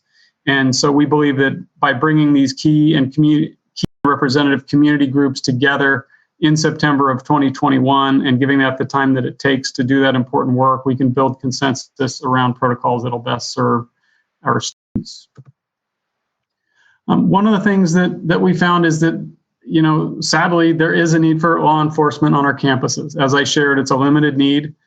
Law enforcement is an important part of our community, and they will always play an important role on our campuses. The key that I think we need to find out is where is the appropriate level for law enforcement participation on our campus. I mentioned that there were some changes that need to be made to the program, and some of them are as follows. Moving forward, if we were to have an SRO program, school resource officers would not be assigned to any one school. Currently, what you'll find is that the school resource officers spend the vast majority of their time on one campus, typically either San Marin High School or Novato High School, and this would need to look very different moving forward. Typically, SROs would wear a much more casual uniform that is not quite as intimidating to members of our community. Nevada Police Department would create annual reports on SRO activities, including things like citations, arrests, restorative justice referrals, and resources provided to students and their families. This would help with accountability. School resource officers would conduct educational presentations for staff as appropriate. And it's expected that should we move forward with these recommendations, that the community group working together on protocols would also help us with making other recommendations and changes to the program. So as I mentioned earlier, there's a typo. There is a growing mental health need for in our students. And as we exit the pandemic, we need to acknowledge that our students' need for mental health supports continues to increase while we receive very few resources to address these specific needs.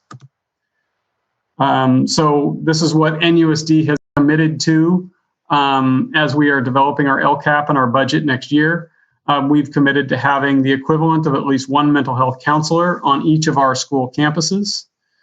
This is made possible in part by relocating NUSD's $157,000 that were committed to funding one SRO program position moving forward, and additionally, community's advocacy for prioritizing this in NUSD's LCAP, the Local Control and Accountability Plan. This has been historically the one thing that our community has put before all others as we've tried to prioritize spending through the LCAP. Additionally, we recently received a mental health grant. We received this in partnership with Marin County Health and Human Services, Marin County Office of Education, San Rafael City Schools, and NUSD. And this is going to provide us with some missing pieces that we've had in our mental health supports. Primarily, it's going to help us with better coordinating the services, better with at coordinating services that we have available to us within NUSD and then beyond our borders and in partnership with the county. And additionally, this is going to help us to ensure that our mental health resources are getting to the right students and doing so in a timely manner. So as you all know, currently the plan is in our MOU with the Nevada Police Department is that we would cover the cost of one school resource officer after the first year of the program. And we have been able to secure grant funding that has covered it for the past 2 years. So NUSD's contribution to this program has not had any effect on the general fund. It's simply been grant funded. That grant has since expired, and NUSD did not receive funding through that grant. And so that's where we are with our funding. I'll circle back to that in a minute. Nevada Police Department currently has budgeted funds sufficient to cover the cost of one school resource officer. They have applied for a grant which would cover both positions, including the one that would have been funded by NUSD. NPD should be informed of the outcome of their grant application at some point this summer. Should the grant be funded, NPD would have the resources to maintain 2 school resource officers and fund those both independently of us. If they do not receive the grant, it's most likely that they would continue to maintain 1 school resource officer. And just to be clear, it's our recommendation that NUSD's resources are not used to fund any school resource officers. So what is staff's recommendation? Staff's recommendation is that we reprioritize the financial contributions that we were scheduled to make to the school resource officer program. As I shared, we want to redirect those funds to the mental health needs of our children. We also want you to direct staff to bring a broad-based committee together to develop protocols for staff and SRO involvement in school-based incidences beginning in September of 2021. And we believe that that committee should consist of at least NUSD staff, NUSD students, Nevada Police Department representatives, and representatives of the Nevada Community Equity Group. So that is our recommendation. I'm available to answer any questions that you may have. We have over 20, we have 21 individual people who would like to make comments. Since we do 3 minutes each, and that means basically there's time and a 20-minute limit. That means we're going to hear from 7 of the 21, which is our standard practice. So if I hear nothing from the board, we're going to proceed with standard practice and hear the first 7 speakers. Is any ready to go? And just to be clear, is the first call in, first heard? I believe that's correct. Yes, that is correct. It was prioritized by the time called in. Okay, so that's not a randomizing. That's just the way. That's the rule we followed. So okay, we're going to hear under item 13A speakers. Okay, thank you. Here we go.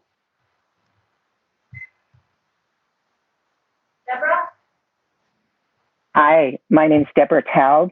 Hoping you can hear me. Yes. Thank you for the opportunity to speak tonight, trustees. I'm also hoping that those of you that have been thinking that you feel that school resource officers are the best choice for creating safety in the public schools of Novato, for you to keep an open mind tonight as you hear the public comments. Because according to studies done in 2014 and 2016, SROs disproportionately arrest students of color and students with disabilities or mental health needs, the very students that Superintendent Koska was just speaking about.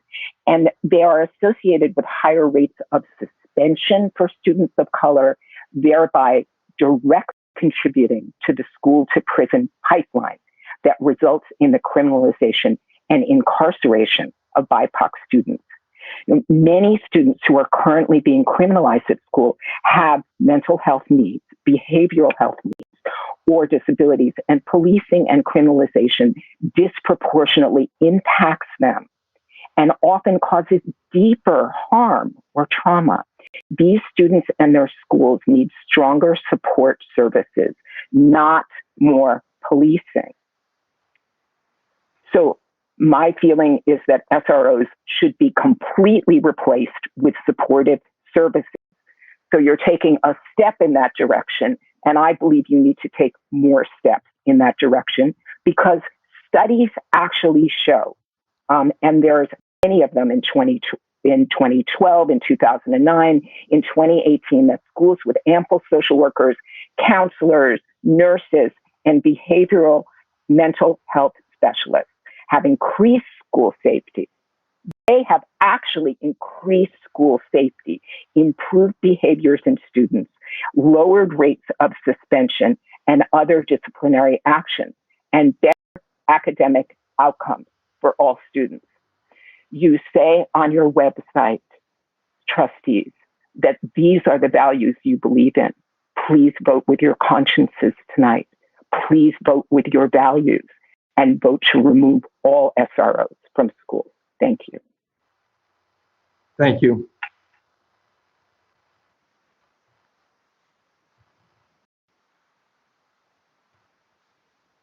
Heidi, when you're ready.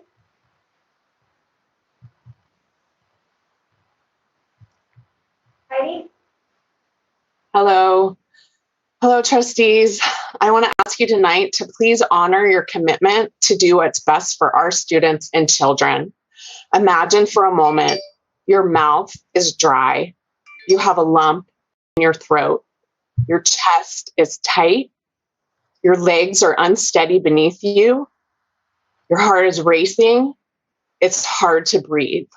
Now imagine you feel all of these things in a place you have to go every day. Your school, a place that is supposed to keep you safe, a place where you are expected to learn, to be challenged, to relax, to be yourself, to have fun, and to reach your full potential. You tell the people who have promised to make policies and decisions to protect and support you about your lived experience. You tell your school board trustees who have committed to equity and anti-racism. You tell them you're criminalized and policed. You tell them you're targeted. You're assumed to be a gang member, problem, a criminal. You tell them you see police murdering people who look like you, your friends, your family. You remind them law enforcement was created in this country to control Black and brown bodies. Ask them to please listen. Please try to understand your experience. Please put themselves in your shoes. Please have empathy. Please remove SROs from campus so you can feel safe, feel like you belong, and reach your full potential. They looked like they were listening. You thought and hoped they cared about you. You put your faith in them. You were vulnerable and took a risk when you shared. Imagine how you feel when these trustees who say they would center student voice disregard all that you shared and think they are compromising by having police wear casual uniforms. It's like putting paint on a moldy wall and saying it will no longer make people sick. Imagine. Please listen to the students most impacted. We have an equity imperative that promises to provide what every student needs to reach their full potential. We have an anti-racist education resolution that acknowledges systemic racism and promises to take actions to address and dismantle it.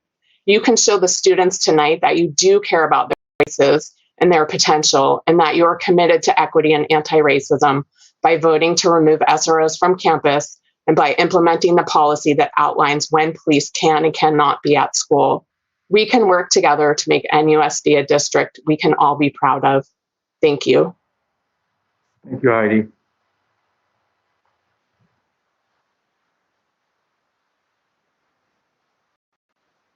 Juror 3.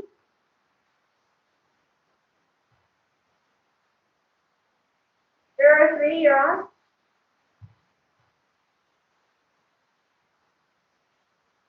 Juror 3, you're muted. Oh, hello. Hi. My name is Julie Anderson, and I'm a former resident in Novato, and I'm here with Jackson Lee, who was accepted into the program at Marin School of the Arts in 2018. We were the first year the SRRs were at Novato High. I'm going to let him speak. Hi. So I've actually had personal experiences with officers at Novato High. There was one time I was at home just trying to get sick, and an officer randomly showed up at our front door and aggressively pushed through the front door past my mom and ran up to my room and threatened to actually shoot me. So I have personal experiences with officers like that. I personally don't think that they need school resource officers because they've never done any good in my eyes, because I've had experiences like that. But I've also had experiences with cops all over the Bay Area where they have drawn guns on me. So it's not the first time that it's happened, but it's also won't be the last. I feel like just getting that type of energy out of the school would be the best type of energy any student could have, because they wouldn't be afraid to go to school and they wouldn't be afraid to be themselves sometimes, or the fact that they won't be afraid to walk down the street and feel like they're being targeted and ask for help. I feel like a lot of students need a lot more support when it comes to cops, especially because a lot of people don't know how to interact with them without being scared because of social media, a lot of that type of stuff. And I feel like personally, if there was more accountability with cops, especially if they just come up out of nowhere and they threaten kids, a lot more kids would feel a lot more safe, and they would understand a lot more cops. So I feel like, especially in Novato, a lot of colored kids have been targeted, and I know this personally because I've been targeted multiple times by the cops in Novato and in San Francisco. And I just feel like one thing that everybody should work on, or the police should work on, is just being accountable for the actions, and they should understand what their actions. Thank you. So there's a time limit of 3 minutes, and it's being implemented by our systems administrator. So thank you, Julie Anderson.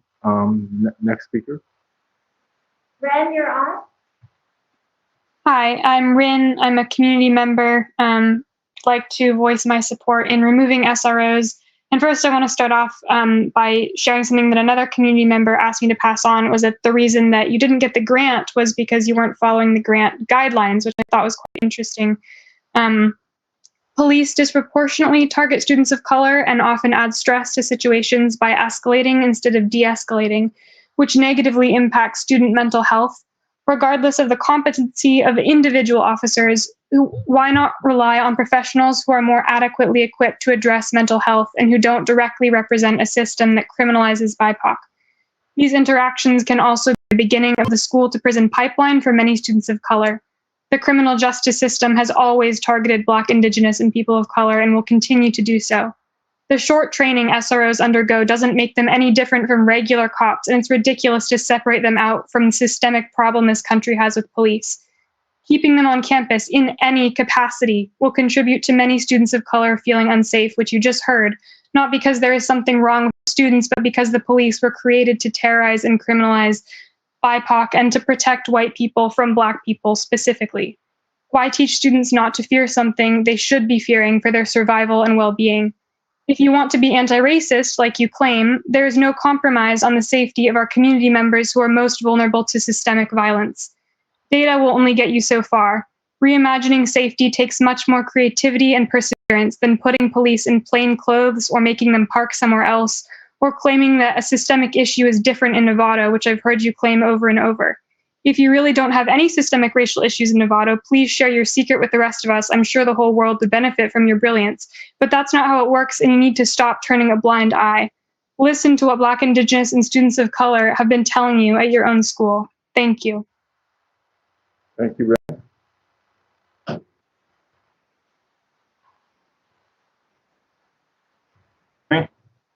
Yes. Okay, great. Thanks for your time. Me to speak. I am a paraeducator at Lusatton Elementary School. My husband is a retired police officer, and I have 2 sons that attended and graduated in this school district. I believe it is important for students to know that there is a school resource officer available to talk to if they have a problem or need help. The school resource officer is supposed to be a liaison between students, law enforcement, and school administrators. It is important so that students can have positive interactions with the police and not be fearful of them. The media often portrays the police in a bad light, but we have amazing police officers here in Nevada. Please don't take this valuable resource away from our schools and students. Thank you for your time. Thank you, Laura.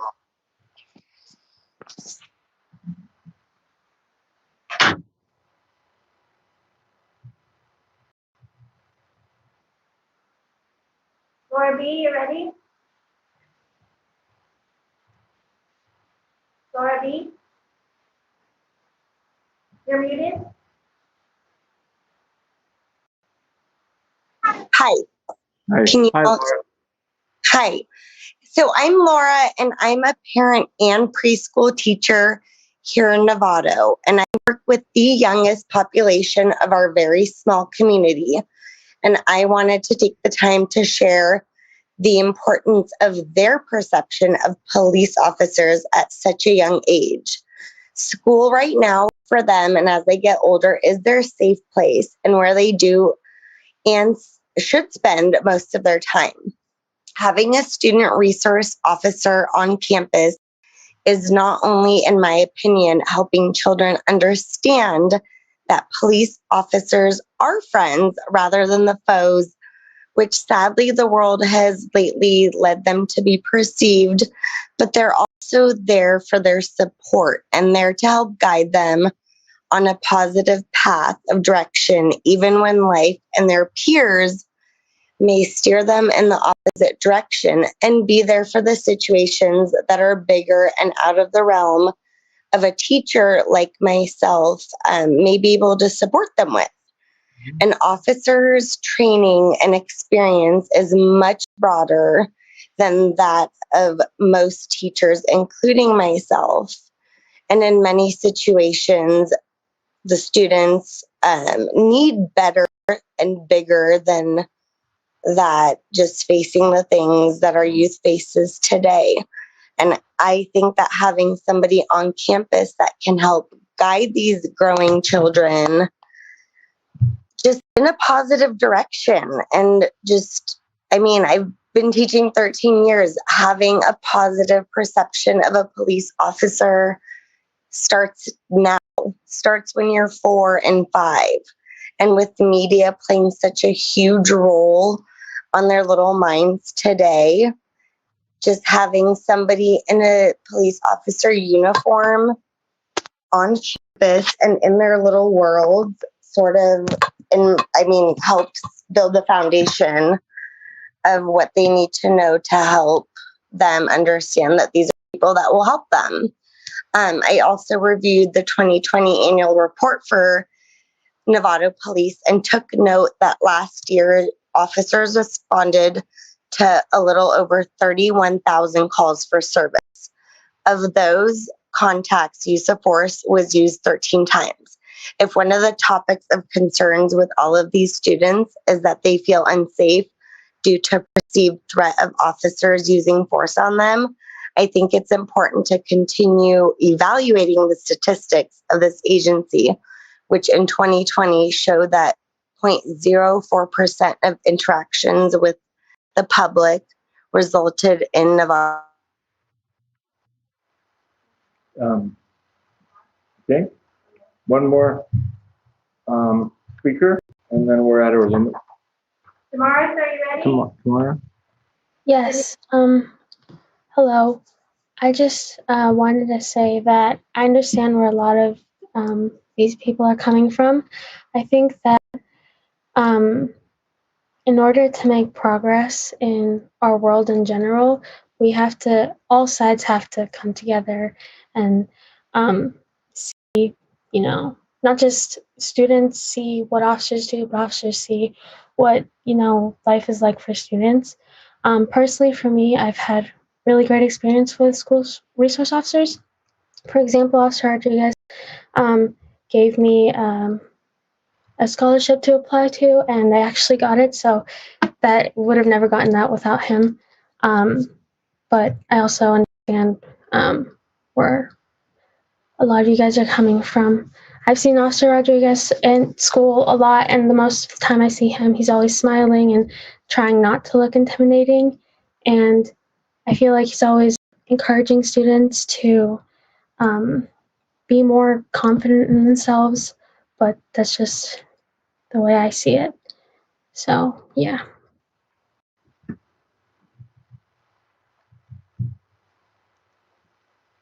Okay, that's the end of our public comment according to our policies. Okay, we're coming back to the board for conversations, and I do believe we have the student trustees online.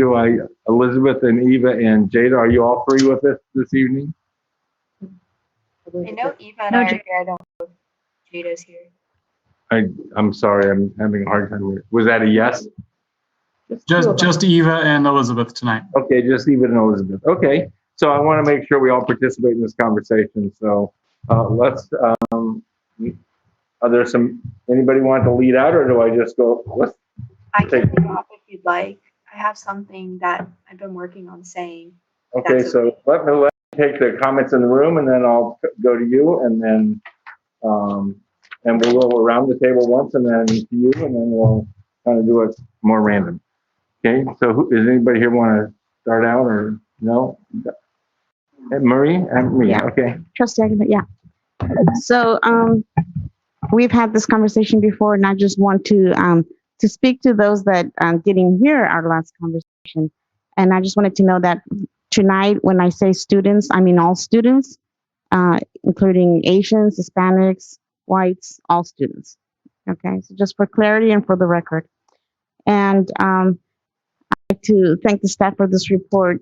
And I want to mention that NUSD has been very open to hearing from everyone who has reached out to us, from the caring people in our own community of Novato to even some people outside Novato. Personally, I feel that because I am a resident of Novato, elected here in Novato by the people of Novato, I have a special place in my heart and duty to listen and to serve the people of Novato. Because of those that voted for me, I'm sitting here tonight. To the people of Novato, you are my priority. To those that reached out to us, not from Novato, which is the reason we're sitting here today, know that we also heard you. Hence, we are here and we're having this conversation. So I just wanted to to say that. And speaking of last board meeting, I want to go ahead and make a public apology on, I won't talk for the board, but on my behalf, I believe that I owe our officers an apology for the way they were treated by students and us. I want to remind us tonight, and I'm sure President Millerick will remind us of the time limit and how we all get a chance to talk. You mentioned that, so I thank you for that reminder, including trustees, student trustees. And we, the 7 of us, we're here to, we're the adults. We are the adults. We were elected by adults, and to make adult decisions for our students. And so I would like to apologize for the SROs. I went home that night and I just felt sick. I felt sick that we were not, or at least I didn't stop some of the comments that were said, because we're here as to show the students and the community that we respect each other, especially adults. And so I'm thankful to have this great man at our at the student services, and that for many years we had him at no cost. And so I believe that we should be thankful, and that we just want to let you guys know that I appreciate you, and that Novato parents appreciate you, and you not only protect our staff, but you believe, but you also protect our property and our student, and most importantly, our students. So I just wanted to start by saying that, and I'm glad to hear that this report also came back again, stating that NUSD believes that our law enforcement is essential on our campuses. And so again, we are adults and elected by adults, and we need to act like such and remind each other to respect each other, especially for tonight, for this topic that is so sensitive. And so I just wanted to start off with that. Thank you very much. You want to go on in? Sure. So, this is a lot. I think I heard that there are a few times in which police officers are needed on campus, right? I know there are only a few times that Ed Code outlines that. If that is the case, why, and maybe Chris can speak to this, why do we need to have SROs if really what we're talking about are all the other things we need to be doing better? Yeah, happy to touch on some of that. One of the things that we want when we pick up the phone and we call the Novato Police Department is we want an officer to come out who is, their best trained officers to work with our youth, who are, committed to working with our youth, and we feel like we have that with the school resource officers. We feel like when we work with designated officers and we work with them in partnership, then we're more likely to see those interactions result in something like restorative practices, like them shifting the outcomes of those interactions to restorative practices versus to citations or arrests. Many of us who have been principals in other places without school resource officers have found that when we pick up the phone and we call dispatch and we get whoever is the person closest to our campus or whoever can be the first to respond, we often find the opposite situation. We find somebody who comes out to our campus who doesn't necessarily know how to work with youth, who doesn't understand how restorative practices work on our campus and what the goal of those practices are. They typically have, other work that they're supposed to be doing. So what they want to do is they want to get onto campus, they want to take care of the issue, and they want to get off the campus. And very oftentimes, one of the fastest ways to do that is to write a ticket, write a citation, and then move on. And so we want to make sure that we avoid that. And that's one of the things that we try to accomplish through the school resource officer program. I hope that helps a little bit. Yeah, I think my personal opinion is that that's the police department's job to make sure that they have the appropriate person available at those times to send. Ed Code cites that these are the things that we have to call a policeman for. Assault involving bodily harm, serious violent offenses, possession of a firearm, use of a weapon, armed robbery, and possession with intent to sell illegal substances. I think we can all assume that most of those are not going to be a restorative practice situation, and those are not the norm of which a policeman is currently being called onto our campus. So this is a little frustrating to me. While we're not letting the students decide what we're going to do, we've heard from them. And part of our job is to listen to them and decide what's right for them. And when we hear our most vulnerable students saying, I can't properly learn an environment when there's someone with a gun here, we have to do something about that. We can't let our most vulnerable students fall behind in all the different ways. This is all we've talked about tonight. I'm going to stop there for right now. Okay. Sure. You know. Yeah, I think I would feel more comfortable, with a little more engagement with the board on how they feel about this. But I'll just kind of give it an outline that, we have a problem with this issue that we need to come up with a solution. I from my perspective, I hear like extreme case examples. I don't want to dismiss. There is a problem nationally. I think even locally with not only the perception but the actual behavior of law enforcement. And I think things need to change. And I want to be part of a solution and a change. And having the experience that I do on the board, raising children, and being active in my community, I know law enforcement, policing is a part of our community. And besides being angry and pissed off if I get a ticket for speeding or parking wrong, I really respect what it is that the police do for all of us, because quite frankly, there are times when we need policing, and there are times we need policing in the school. I appreciate hearing a specific list on Ed Code when police are mandatory to be called. I didn't hear anything about sex crimes and that type of thing, which certainly is an issue that comes up. That's part of serious Did you mention? Okay, so good. I'm glad it's on there as a mandatory thing.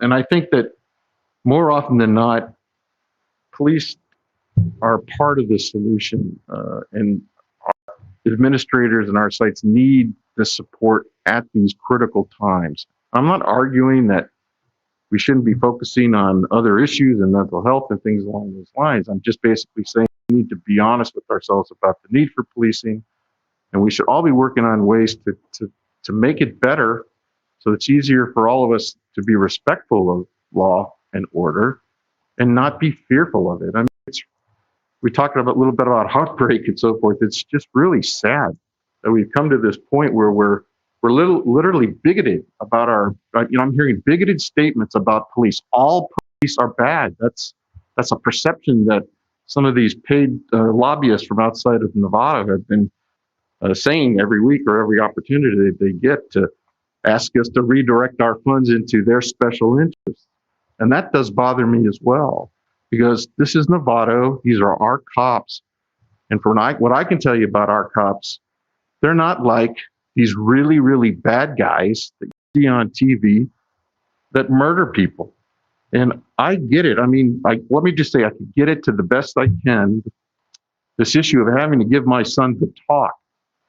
I mean, it's just the saddest thing in the world to have to warn a child about, to be careful that you may, for just the color of your skin, be persecuted by our law enforcement. And that upsets me. I want to fix that. So I think our superintendent has sort of come up in a small way, a solution for this community to address this issue.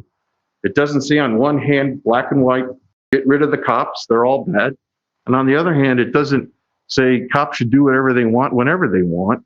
It says we need to get together, talk to the people who are affected most by this issue, and come up with some solutions. And I think that's basically what we have here. So my goal tonight is to face the issue and to come up with solutions that'll work for everybody and not take one side or another. I would just want to make it better for all of us. So that's kind of my general thoughts right now before I decide how to proceed. Okay. I mean, we're first round, so lots of thinking needs to happen. Trustee, I'll take this off if I may, just sure. so it's easier to hear me. First, I really want to thank staff and Chris for putting this plan together. I think they've really taken a very tough subject and tried to distill it down to really key issues that affect all of us. I really want to also thank Damaris for her comments because, frankly, I really appreciate the willingness to try to meet in the middle. And I think anybody who knows me, that's all I'm about. I'm not an extreme guy. I try to find ways to make it work for everybody. I'm not the kind of person who's going to try to blow something up just to blow it up. And that you can tell where I'm going. So I really support this plan because I really like the way that it is thoughtful in that it establishes the need for rules of engagement. We do not have those today. And that explains a lot of the shortcomings that we've encountered. We do not have rules that dictate when the SROs are involved and when they should not be involved. And I agree with Trustee Jacobson that there should be a very clear list of serious offenses when they're involved. Otherwise, it's our staff that is running things and our justice folks on campus that can resolve things. So I want to support this plan that first off, from a funding perspective, the money's gone. We used to get money for this. We don't get money for it now. I am not in favor of taking money out of our general fund to pay for this. I was totally in favor of using money that's given to us for it because it was dedicated for that. But I'm not in favor of taking money out of our general fund for that. So I support the idea of not paying for it and encouraging NPD to do what they can. And then really support the idea of putting together a coalition of stakeholders, students, teachers, equity workshop folks, people that really know what they're talking about. And let's put together some very clear rules of engagement. I've heard many good stories about how having an officer around has helped some kids get out of a bad situation, helped some kids build confidence, and even with our preschool teacher, building the right type of perception of our police force early on, because that's critical. That's part of what's going on here, is that we have bad perceptions from early on, and it can't be fixed once it gets too late. But at the same time, I want to recognize that there's a lot of stories out there that disturb me, really disturb me. Imagine if you're a parent and you have a kid who is in class, as far as you know, minding his own business, and a policeman shows up and asks him to leave. Okay, let's just put aside what might have happened, what might have not happened. It happened, though, that a police officer asked your child to leave. Now your child is living for the rest of his life as being the kid who was pulled out of a classroom by a police officer. That's traumatizing. I get it. Trustee Nell talking about the talk. I don't even go there. I understand that fully. Me being a white man of privilege, I know it all too well that I don't have that problem. And I'll never know that problem, but I sure do try to understand it, I should say. So I really do think that the plan that staff has put together is a great way to start. It's a realistic plan with our fiscal situation, and it allows us to really define, once again, rules of engagement that very strictly limit how this is going to work, but doesn't eliminate it altogether. Thanks. Thanks, sir. Trustee Butler, you Not wanna- too much more to add.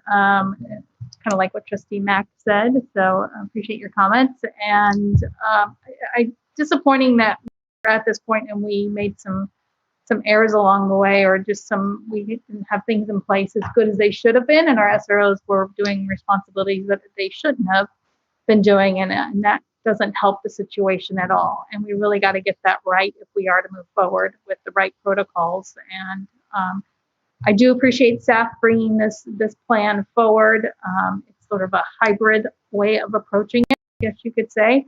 When I left the meeting in March, when we finished that conversation, I didn't say anything because I heard those student board members, say the fear that they feel, and some other statements that were made really, really hit me. And I was like, wait a minute, I can't make either decision, yes or no. And I was pleased with staff saying, okay, I hear what you're saying. Let's bring this back. Let's rethink this.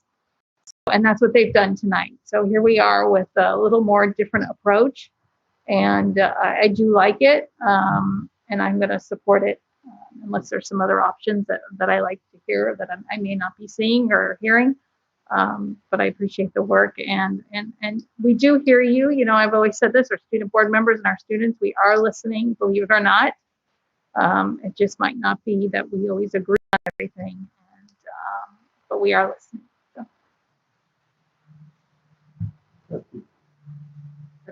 Somewhat benefit of being almost last. Almost last. No, we have student trustees still. No, I know, but I meant a lot of it was covered, and what I wanted to say is that I think people that know me, I've swung from one side to the other this whole time as I am listening. And every time I hear a story like Trustee Butler was saying, it breaks my heart. I mean, people have repeated back to me my statement about, there was nothing that we could do to help with that fear. And that sticks with me in listening to our student trustees in our community. And then I get a whole slew of messages from other students who have a different perspective. And so I recognize that my big issue is that it felt like this was a binary decision. It's either they're on campus or they're not. And one of the things that I like about what's presented tonight is the concept of change, and that we can try to find a lot of the things that were identified within the report that we've been doing wrong. And it wasn't to the fault of the SROs. I mean, I've appreciated and respected the time that they've spent with our kids and all that they have done on our campuses. And I think that it's unfortunate that sometimes they were being called in and they shouldn't be, but they were doing what they were asked to do. So the other element that I like within this, and I think is important, is another piece that it bothered me is not that the SROs aren't qualified to help our students that are having a mental crisis or some kind of situation, but that we have now built in some mental health service support. So that should be a piece that will be removed, or I was looking at it as an opportunity that they could work with those professionals, not necessarily with the kids, but they could learn from that and how, if there are situations, what tools can we use and how do we better help our kids if that person isn't there. And the bigger thing for me out of all of this is that, I've heard some of the stories of the different things and the opportunity maybe if they're not on campus all the time, because that's intimidating for certain students, but that there would be still an opportunity for those students that wanted to make a connection. Because, I know the one teacher mentioned, starting off when they're little, or the interactions and what kids' perceptions are when they're younger is important, and I like that aspect. But also, just saying that we don't want them around, that they're part of our community. Police are part of our community. And to the extent that we cannot have them as visible on campus at the upper grades or in certain situations, I think that's important. But I would like this to become a model that other schools and other counties could use, having this adaptation and trying to make it successful with some of these, I forget what you were using the term for the guide, not the protocols or whatever. Rules of engagement. Rules of engagement. Oh, I should have remembered it's a movie. Having that, but the other thing is making sure we're tracking this too. I think that we just haven't done a really good job. There was some information about that. So I have finally made a decision. I am in support of this plan as it's presented because I think it gives us an opportunity to create change and to do better with what we. I'm going to, instead of go next, I'm going to call on the two student trustees, and then I will take my turn. So Elizabeth and Eva, I heard Jade is not with us this evening. Is that? Eva, would you like to go first? I'm just fixing up something I'd like to say. Oh, you're good? You can go ahead. No, if you guys choose. Okay, I might need like 2 more minutes, but then I'll be able to go. I'm sorry. Well, that's okay. If you just, Eva, you want to go first? Sure. Yeah. Okay. Yeah, I didn't come here with a statement tonight. I feel like at the last meeting with SROs as the main topic, I was extremely vulnerable, and I feel like I said what I needed to say, but I do have a lot more that I need to say, like, within this conversation. The first thing that I will mention, and I mean this with all respect, you're 7 adults making decisions that directly affect my education, my future, and my well-being. And those aspects shouldn't be belittled. Student voice needs BIPOC student voice. It needs to be at the forefront of this conversation. We need to be the people involved in this, and because these are the decisions that you're making. You're making these decisions for us. I heard a lot of people talking about mentioning the fear that police officers and SROs bring to our school, and it's a place where we should feel safe, a place where we shouldn't feel threatened, and that fear is not going to go away just because you put an officer in a casual uniform. These changes that you're thinking about right now are all cosmetic. They're still cops. They're still police officers. And just because this is Novato doesn't mean that there isn't a history of systemic injustice and racism. And I think that this whole thing, not this whole thing, but I think it really needs to be reevaluated. It needs to be completely broken down, and there needs to be complete oh my goodness, I cannot talk. I'm so sorry, but it needs to be specific to each and every issue that students have or that police officers are being called for. There should never, ever, ever be an instance in which a student is bombarded by a police officer and has a gun pulled on him.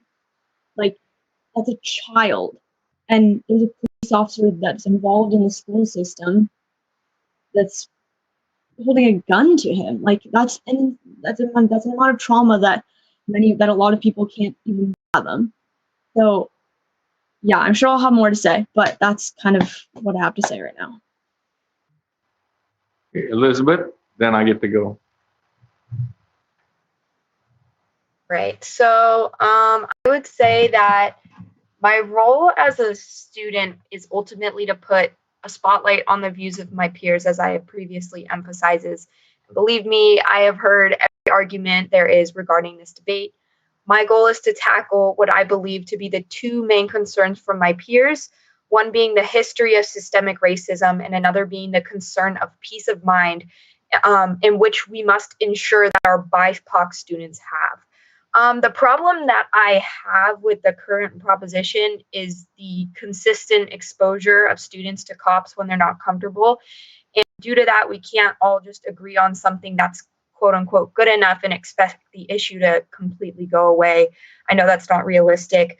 However, I do think that we need to stop the trauma and open up the rights of a student to access education, and that we can no longer profess that we can be serving all students when we are well informed that we are not. So I believe that due to the pressing current events and the past history of policing, withdrawal of engagement between students and SROs would be needed. I would like to see a commitment to the practice of the culture of competence by giving adequate space to the students so that we can primarily address their needs and help them feel safe. I want to give space to the students so that we can also eliminate the school to prison pipeline, and trust in one another. To NPD, I know your hearts are in a good place. I know many of you are kind and have devoted your lives and career to helping others. However, I think we just have to acknowledge right now that there's a lot of pain in the past built in upon this structure of discipline. And I think that's something that we need to take down together.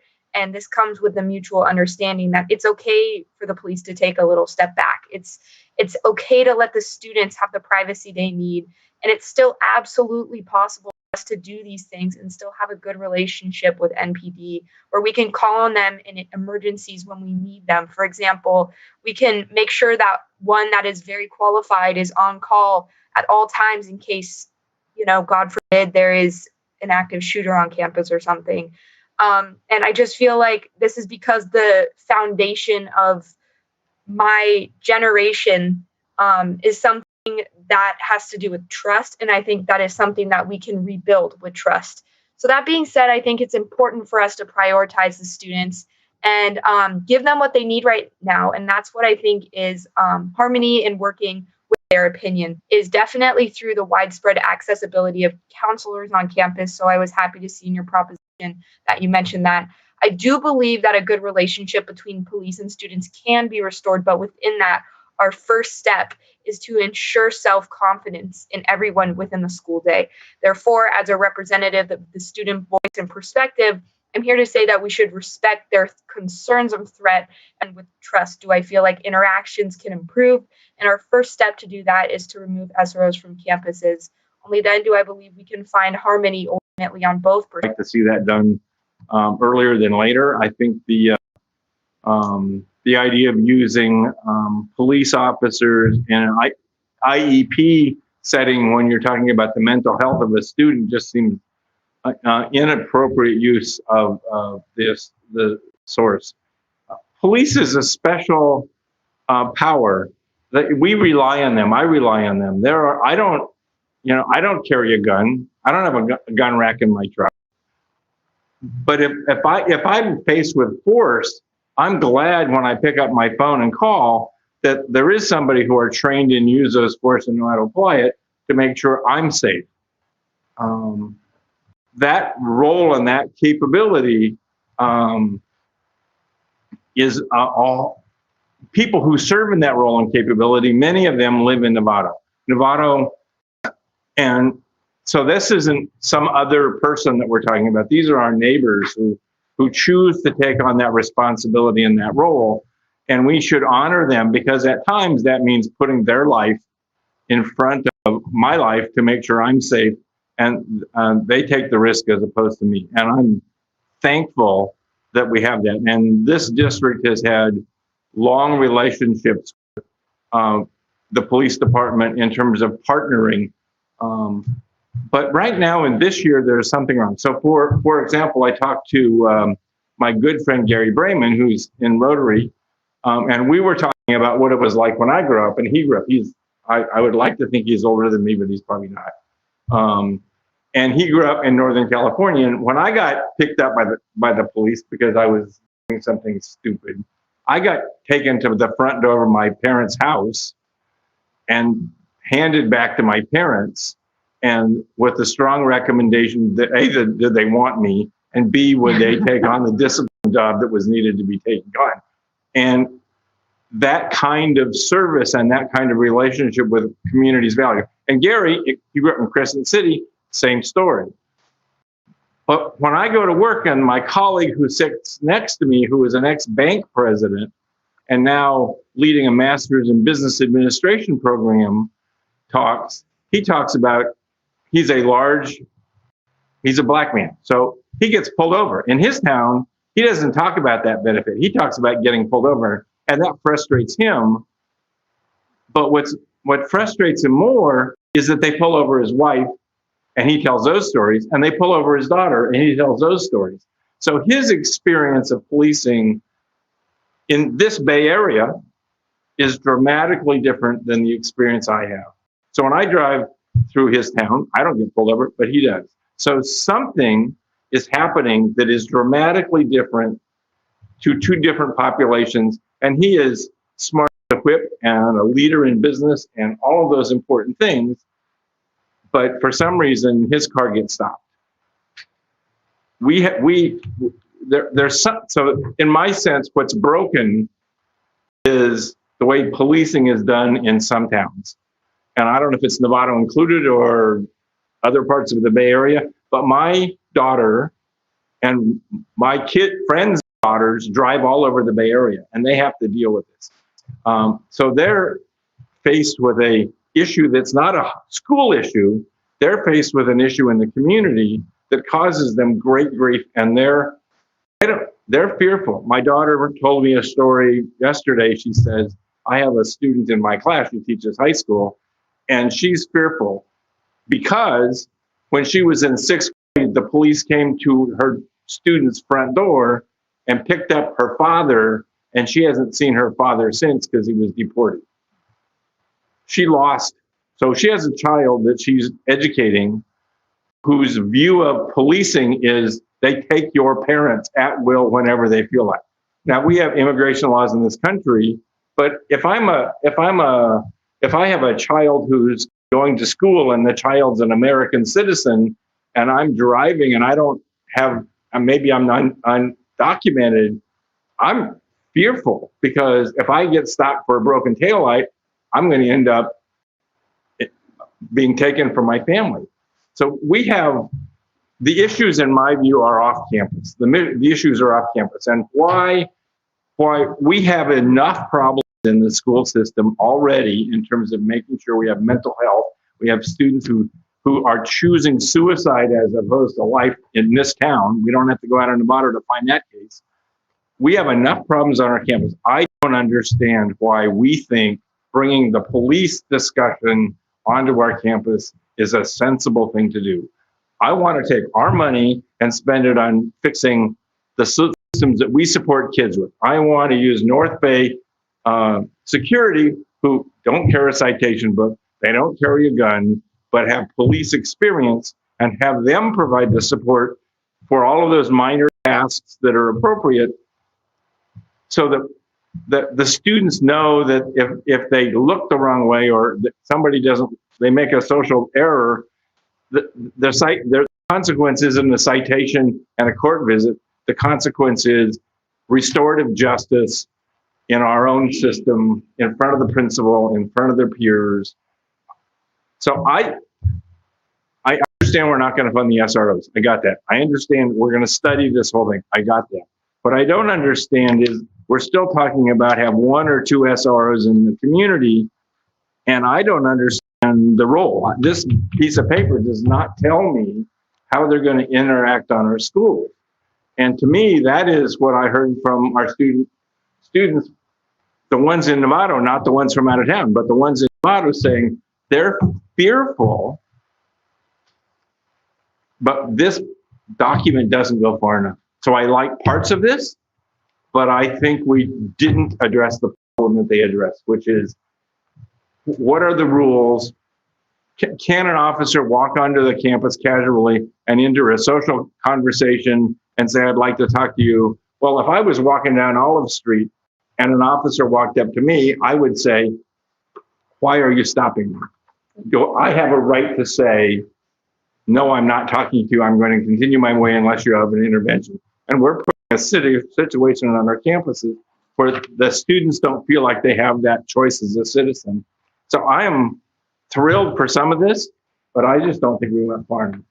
Right, and I think that's part of, so the 3 things that they're suggesting is to discontinue the new NUSD financial contribution, support MPD in maintaining an SR program with NUSD, direct staff to bring a board-based committee consisting, and it talks about that. So I think that's that element you're missing is what, so I think it's the general concept of it's the cover page that says what so where on the cover page? Actually, I'll just make that motion because it's right here in the very last slide, and I'll read it, if I may.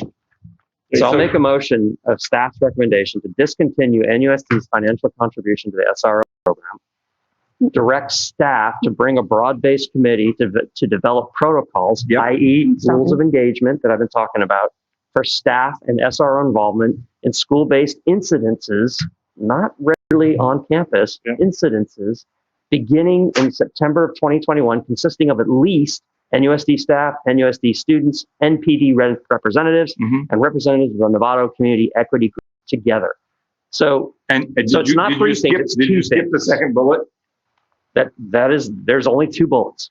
There's 3. No, but not on the slide I'm reading. I'm only Slide 14. slide 14. Maybe Chris. So skipping. Hang on. I am not.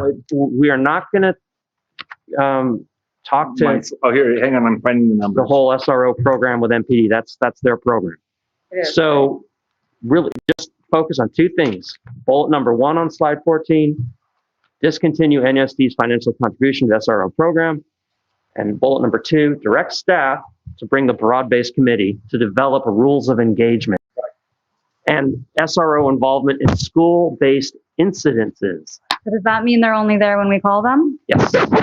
Rules of engagement. We have a motion. We have a second. I like to amend. Well, let me get a second.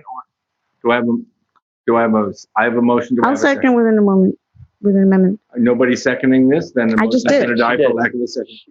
You want to second it? Yep. Okay, With so an the amendment. motion seconded. Do you have an amendment you want to make? She's trying to make an amendment. No, you can't amend it until it's on the floor. So I need a second So first. it's on the floor. No, yeah, I need a second Waiting first. for a second. If there's no second, then you can make an amendment Well, she can make a different motion. or a different motion, whatever. So, okay. Well, do we have you made a motion to adopt the language of slide 14. I'm missing the number 14. Right. Is there a second to that So motion? just to clarify, you're not including support Novato PD in maintaining an SRO program with NUSD. I think that's taken up in the second bullet of the one I'm talking about, where involving NPD representatives in the broad-based committee to develop protocols. Okay. So they'll I be just, involved. I just want to make sure we have a Yeah, they'll be relationship involved. with Novato PD. We Sure. need to keep that relationship that open. Part of the committee. Okay. Right. Could we ask the superintendent about this discrepancy between the 2? Sure. Well, I mean, so I don't have a second, so let's go back to discussion. Do you want to ask the superintendent? Yeah, I mean, there's, I Clarify the don't know what, the reason for the difference, but there is a There was no difference. second. You weren't going to second it, so we're going to ask the superintendent the question. So I'm happy to clarify. Staff's recommendation is what's on the board cover.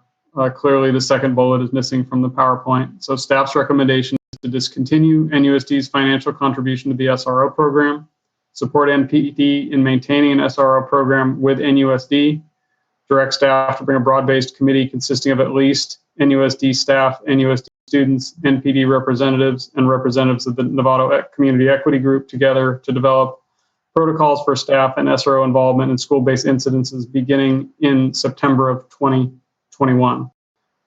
One of the reasons why I included the second bullet, support NPD in maintaining an SRO program with NUSD, is if we don't have a partnership with NPD, we don't necessarily have a seat at the table to try to get the kinds of changes made to the program that we believe should be made to the program.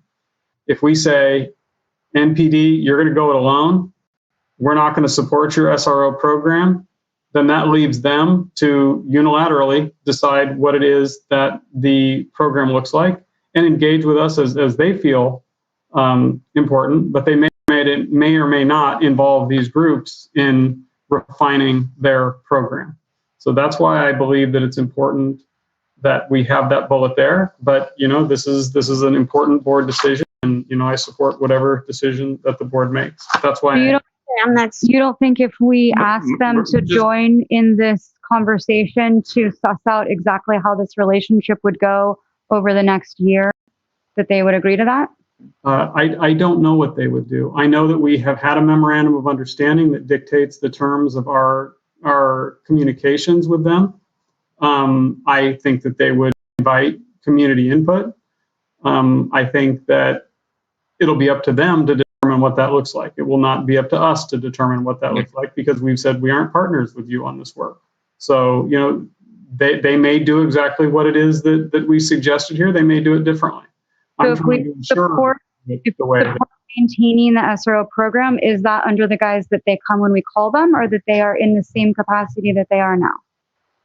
This is this is saying that we continue to have a partnership with them around the SRO program. If we don't have it, we need to remember that we don't determine staffing levels for the Novato Police Department, and we don't determine how the Novato Police Department uses their officers.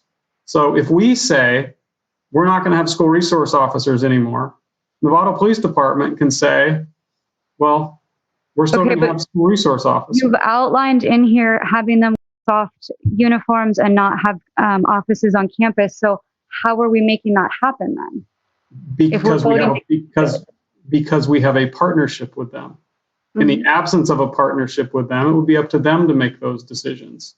What we're saying is, in partnership, we believe that they have committed to doing these things. But none of that's been outlined in a concrete way in this idea.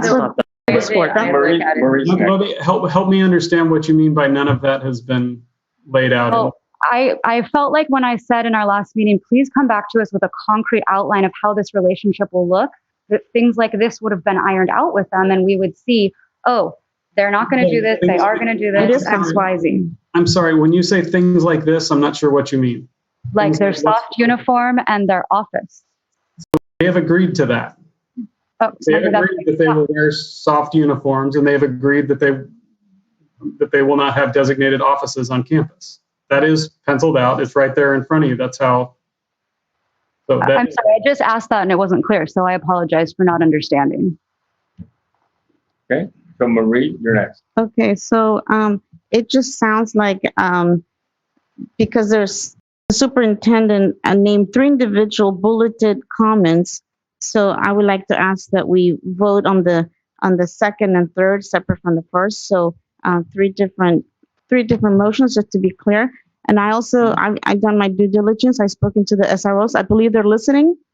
And if we have any questions, I'm sure they're there to answer. I know they're in agreement with coming in with polo shirts. I know they're in agreement with some of the things that the staff did come up with. And this is why we're gonna and they're in agreement with having a committee. So I'll be in favor of this until we hear further from our from the grant that's coming this summer, and then we can talk more about that then. But I'd like us to divide the 3 dotted recommendations and vote individually for those, if that's possible. I'm gonna make sure everybody's had a chance to comment. Start with your first one. Yeah, let me make sure everybody's had a chance to comment, particularly the student trustees. Any additional comments? But I just wanted to add on. Wait a minute, Diane's got a question first. Yeah, I was just going to add on. I mean, the way that I do this, maybe we're not all on the same page. The way my perception of this is that there are some fundamental things outlined within the presentation that need to be looked at and changed. They're not all completely set because, and this is the piece that I like, is we're going to go to the community, we're going to talk to students, we're going to implement these things, which we don't. The direction that we're going is that they're not going to be on campus as much. They're going to, mental health services, from what I'm seeing, is going to be removed, which was a huge concern for me.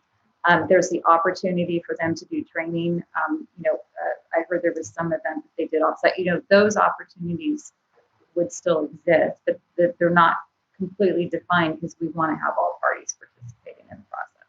So that is the upside that I see, and that's how I'm interpreting this, that there isn't anything set, but that there would be a partnership and willingness to work towards that. So. Okay, so I'm gonna call on the student trustee. Elizabeth? I thought it was Ava that was going to speak. Oh yeah, Eva, speak. Go for it. Thank you. I'm blind here, so yeah.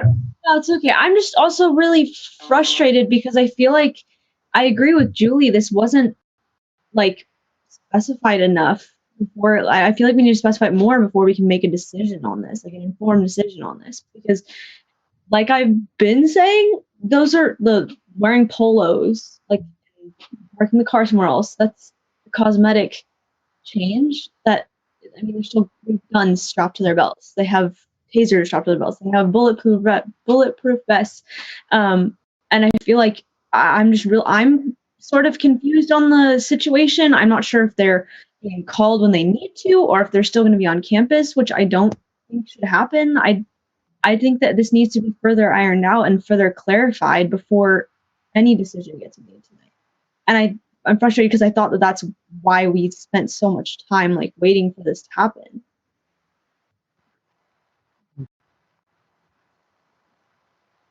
Elizabeth's next. Yeah, I just have to say, just on top of like, kind of what I'm taking away is I just wonder as well if I would say, is there a way we can so-called keep this partnership that Chris is proposing, but also still remove SROs from campus? Like, is there a way we can make that compromise with one another, or is that just not listed? I just want to know that. Yeah, unfortunately, I don't know the answer to that question. Okay. I would say this. This goes to what Diane was saying. There is a recommendation to bring together a larger community of stakeholders to discuss exactly that and figure out exactly how that plays out. So the idea of softening uniforms, the idea of that kind of stuff, that's just all suggestions. That's not at all what we're talking about necessarily happening. That's something that this group would discuss. Whether they're on campus regularly, that's also what they discuss. I suspect it's going to be more of a response situation as opposed to being up regularly on campus. But we'll let that group work it out with the right stakeholders to put together the rules of engagement. That's the key here. Okay. Marie, you had some comments? Well, if you would like to make a motion for one of the items.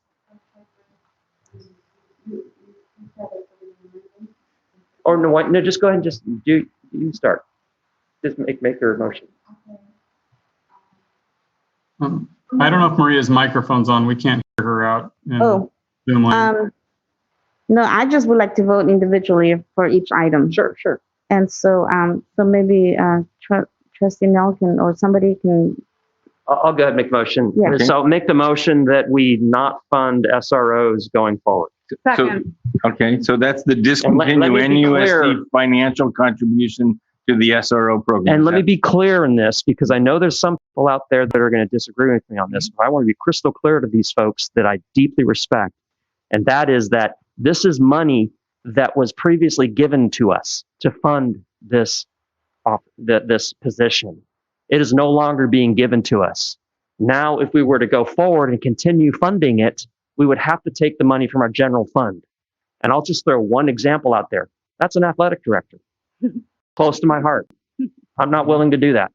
Okay. So anyway. So to be clear, the first motion is to adopt the first bullet, which is discontinue the NUSC financial contribution to the SRO program. Correct. Is that correct? Do we have a second? Yeah. Julie seconds it.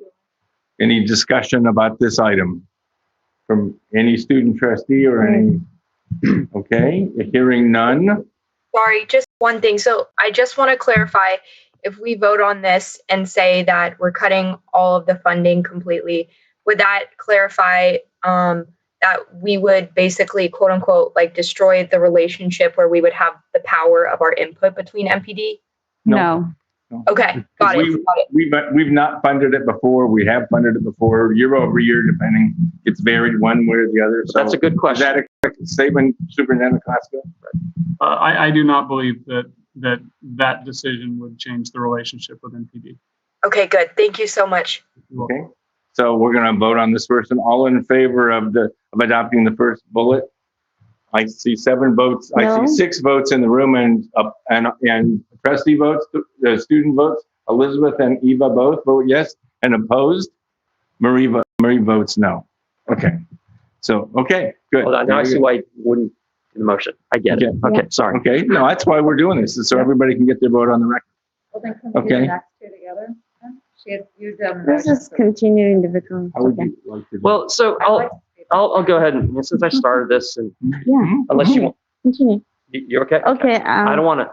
I make a motion that we support the NPD in maintaining an SRO program with NUSD. Do I have a second to that motion? I have May I make a comment before we? Yeah, no, but that's why we're here in public. So with the motion is was that a second? So we're good to go. So Marie's made the motion. And let me just make a comment on that. Second. I think it's redundant. I think it's already captured in the lengthy third bullet, because they are going to be stakeholders in the conversation. They are going to be partners along with staff and students. So that's why I'm reluctant to vote yes on this explicitly, because I think it's captured in the third bullet. So you want 2 and 3 together? We've Well, already I got a think motion 3 and a second. captures 2. We've Is already what got I'm a- saying. If staff is making the recommendation, they must have some reasoning around that. Yeah, I hear you. So, So we have a motion on the table. So do you want to Yeah, comment? discussion. Trustee, no. So I'm going to, I'm not going to support the motion to vote on this bullet by itself. I think that 2 and 3 have to go together. Okay. So if it's been first, it's been second. Well, you can If make you call the an question, amendment. I think I honestly feel like if we split the last 2, we'd be making a mistake. Yeah. I don't even know how the votes would go, but I disagree with Trustee Mack on the bullet 2 of our support for NPD and maintaining the SRO program with NUSD is built into bullet 3. I think we have to step up and say we want to be part of the solution, working together, and bullet 3 is how I think we're going to get there. So I won't support the voting for bullet 2 on its own, and I hope Trustee Mack understands my position on that, but So, it's up to the president when you call the okay, question. so I'll amend it, right? Do I amend it? Well, you have a first and a second. We have a but first and a second. I withdraw my second and prefer that. Okay, so you want to, so do we want to, so what we have now is, we now have a motion without a second. So. Would Trustee We're Aguila back to, so amend it? you want to propose a different article? You want to amend your motion, Trustee Aguila? Sure. Go ahead. So we combine them because they're basically, so I make a motion that we support NPD in maintaining an SRO program within USD and direct staff to bring a board-based committee consisting of at least NUSD staff, NUSD students, NPD representatives, and representatives of the Novato Community Equity Group together to develop protocols for staff and SRO involvement in school-based incidences beginning in September of 2021. Do I have a second to that motion? I will second that. Trustee Nell second. So these are the bullet 2 and bullet 3 together, all in one motion. We have a first and a second. Any conversation, discussion? I do have. Yeah, and then we're going to make sure Elizabeth and Eva, who I keep missing because they're on the other side of a piece of plastic here. Yeah, I think it's important to acknowledge, all the comments that we've heard tonight. I think Elizabeth is an example of someone working towards a solution, a compromise. I just think that I draw the line in a slightly different place, where she will take a break and then work together to try to fix it. I think that we need to fix it. And the way that we're going to fix it here in Novato is to continue to keep the issue on the surface and something that we just have to be part of. And in some small way, help to resolve these issues within our country's culture altogether. So I think this is where I would draw the line. I think appreciate what's been said. I also don't want to dismiss the students and their outright concerns. I almost have to say that I can see how they see it that way. And I just don't want to say I respect it, but I think that the best thing to do is to continue to work together with all entities of our society, including the police. So I just hope that we'll be able to support this motion. Other comments? I'm going to ask Eva. I see your hand go up. I can see that tonight we're not going to be reaching the point of a binary of yes or no, like 100% yes or no, how it is now, or not having them on. But and I can see where this vote is headed. And with that in mind, I really encourage all of you. I know I'm not going to be here next year, but please take student voice, BIPOC student voice into every decision you're making. Keep in mind all of the work around equity that we've been fighting for this year. That especially Elizabeth and I have been working so hard for. Yeah, that's what I'll say. Thank you, Eva. Elizabeth, comment? You guys summed it up perfectly. It's just a lot to take in right now, but it's a big topic. So,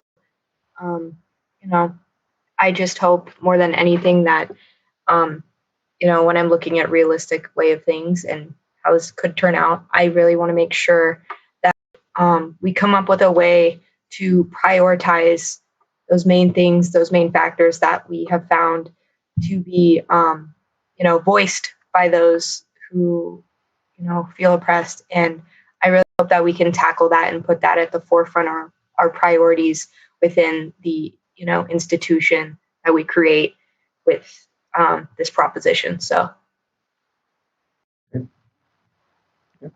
Any other comments? Otherwise, we'll go to a vote. And my view is, we need item 3, and if they're together, I will vote for the whole motion, because item 3 directs staff to bring a broadband committee together is the way we're going to go forward and meet these objectives. And that's the most important thing to me, is we sit back down at the table and keep working on this issue. So well said. Totally agree. I will vote yes for the 2 taken together.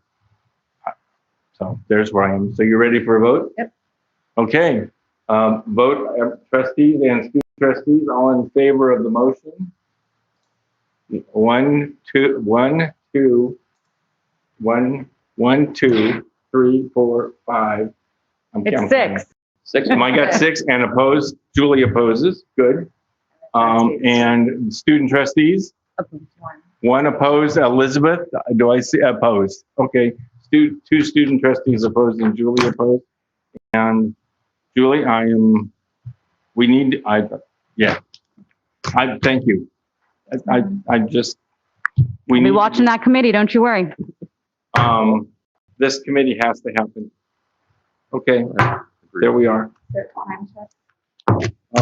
is 10:20, and let's see where we are on the agenda. We're at 9:10 on the agenda. Okay. 6, 8, hang on. We still have construction work, yeah. Construction and then the actually, We're at, we have 5 items. what am I doing wrong? 13B, yeah. Why am I, do I think I have the wrong piece of paper in front of me? Today's, because that's the 15th, so that'll probably not work. Well, I would think 13B, we can do pretty darn quick.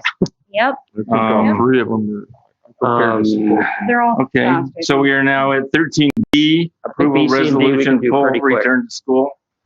Superintendent Costco. Hi. Want to talk with you and bring forward to you a resolution on a full return for the 2021 school year. I know the night is late. We felt like this is important to bring forward to assure the community that we are committed to having our students back on campus full days each day in the 21-22 school year. So I will not read the entire resolution, but what I will say, I will read the last portion of it. And that is, whereas on May 14th, 2021, Governor Newsom's May revision for the California K-12 education budget assumes a return to full-time instruction for the 21-22 school year. Now, therefore, be it resolved that the Nevada Unified School District Board of Trustees hereby declares that the Nevada Unified School District will return to full-day bell schedules similar to the bell schedules at the start of the 2019-20 school year for the 21-22 school year. So with that, I turn it over to you to discuss, ask any questions, or approve the resolution. I'll move that we approve the resolution. Could you guys, I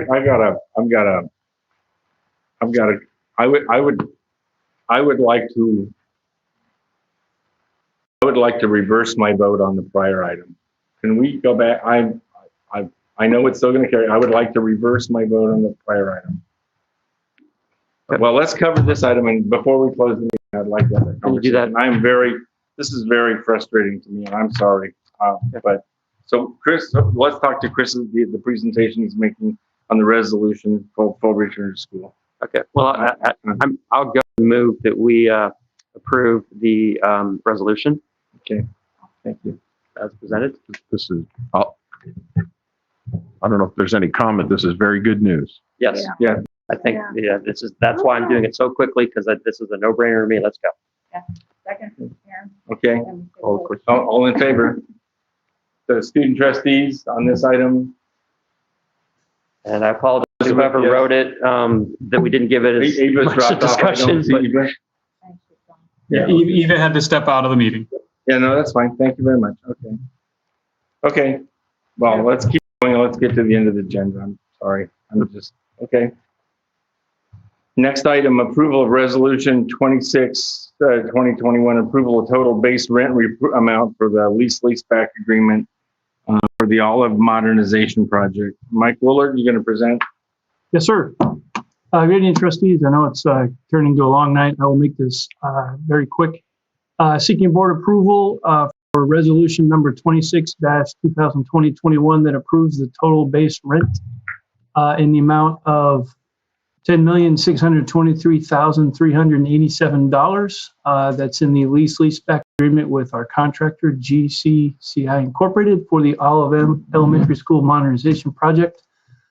As you recall, about a month ago, we did the same thing, and you approved PBR amount for the Linwood Modernization Project. We had to wait for DSA approval for the Olive Project, which we just received 2 weeks ago, and negotiated with the GCCI for the pricing. As you've probably noticed, from the board-approved construction budget to the amount of this pricing, we are $291,264 short. However, good news, when you approve the Linwood Modernization Project TBR amount, we were about $500,000 under the budget.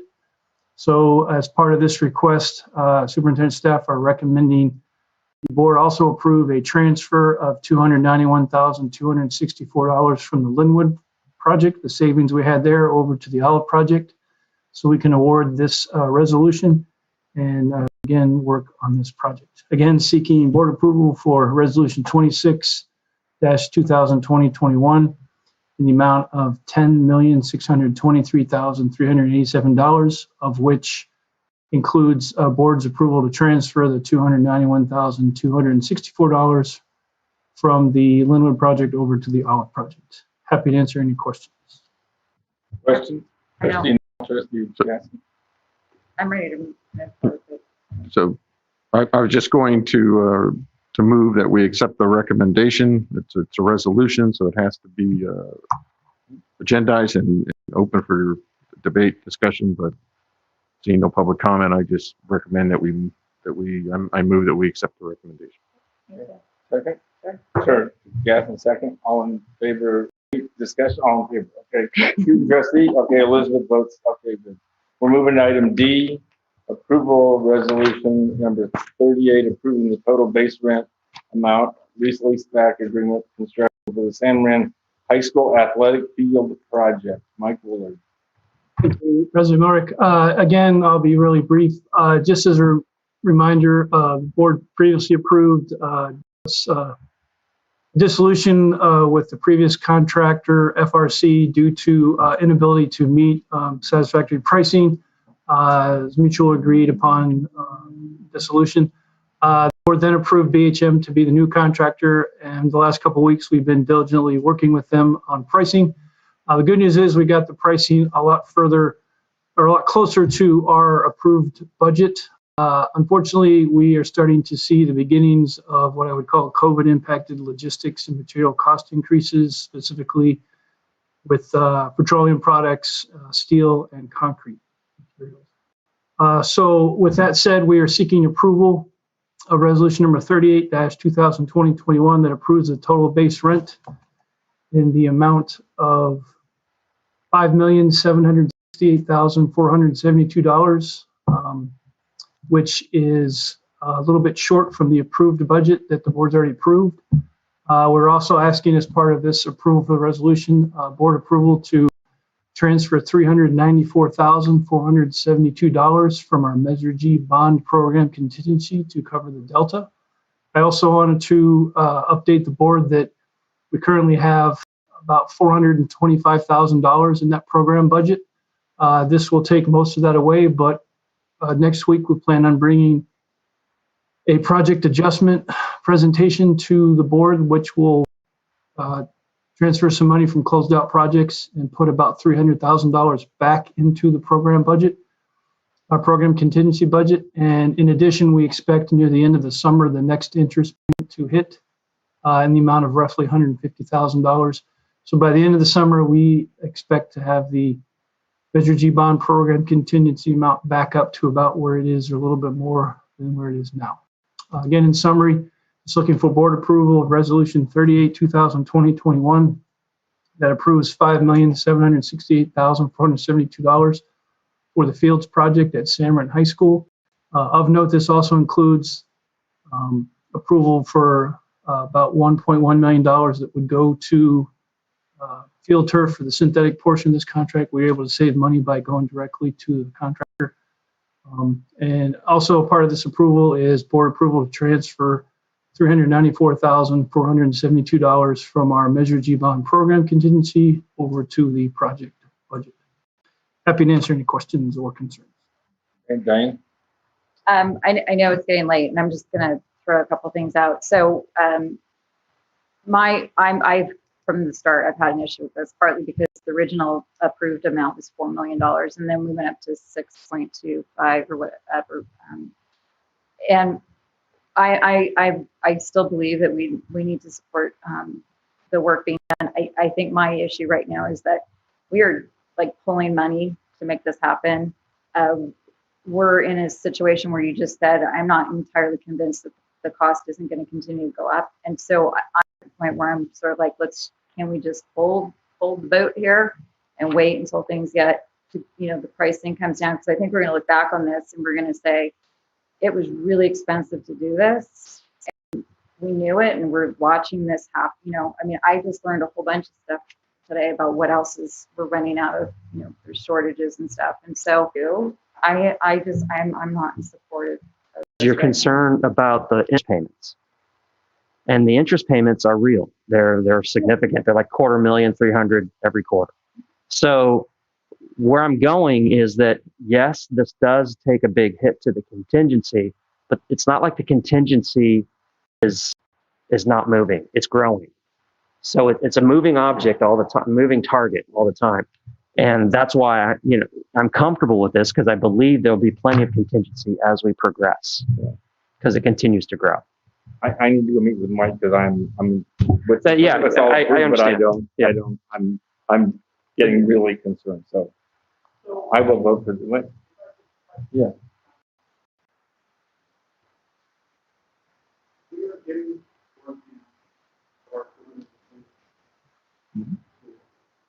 What we know happens along the way when we're doing construction projects, and clearly your contingency bucket won't continue to decrease.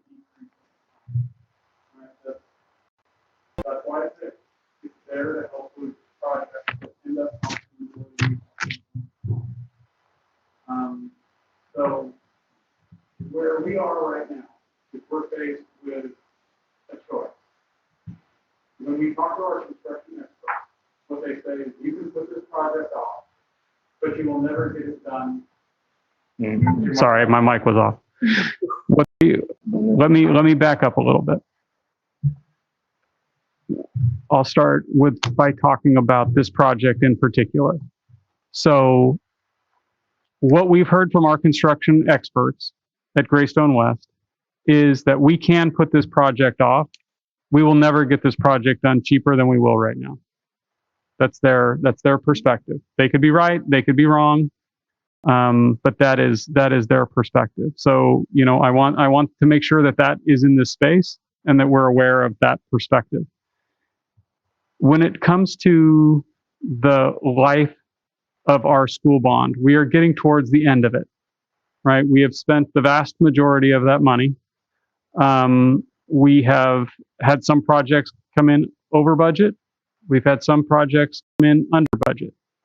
We have a contingency fund for times when projects come in over budget.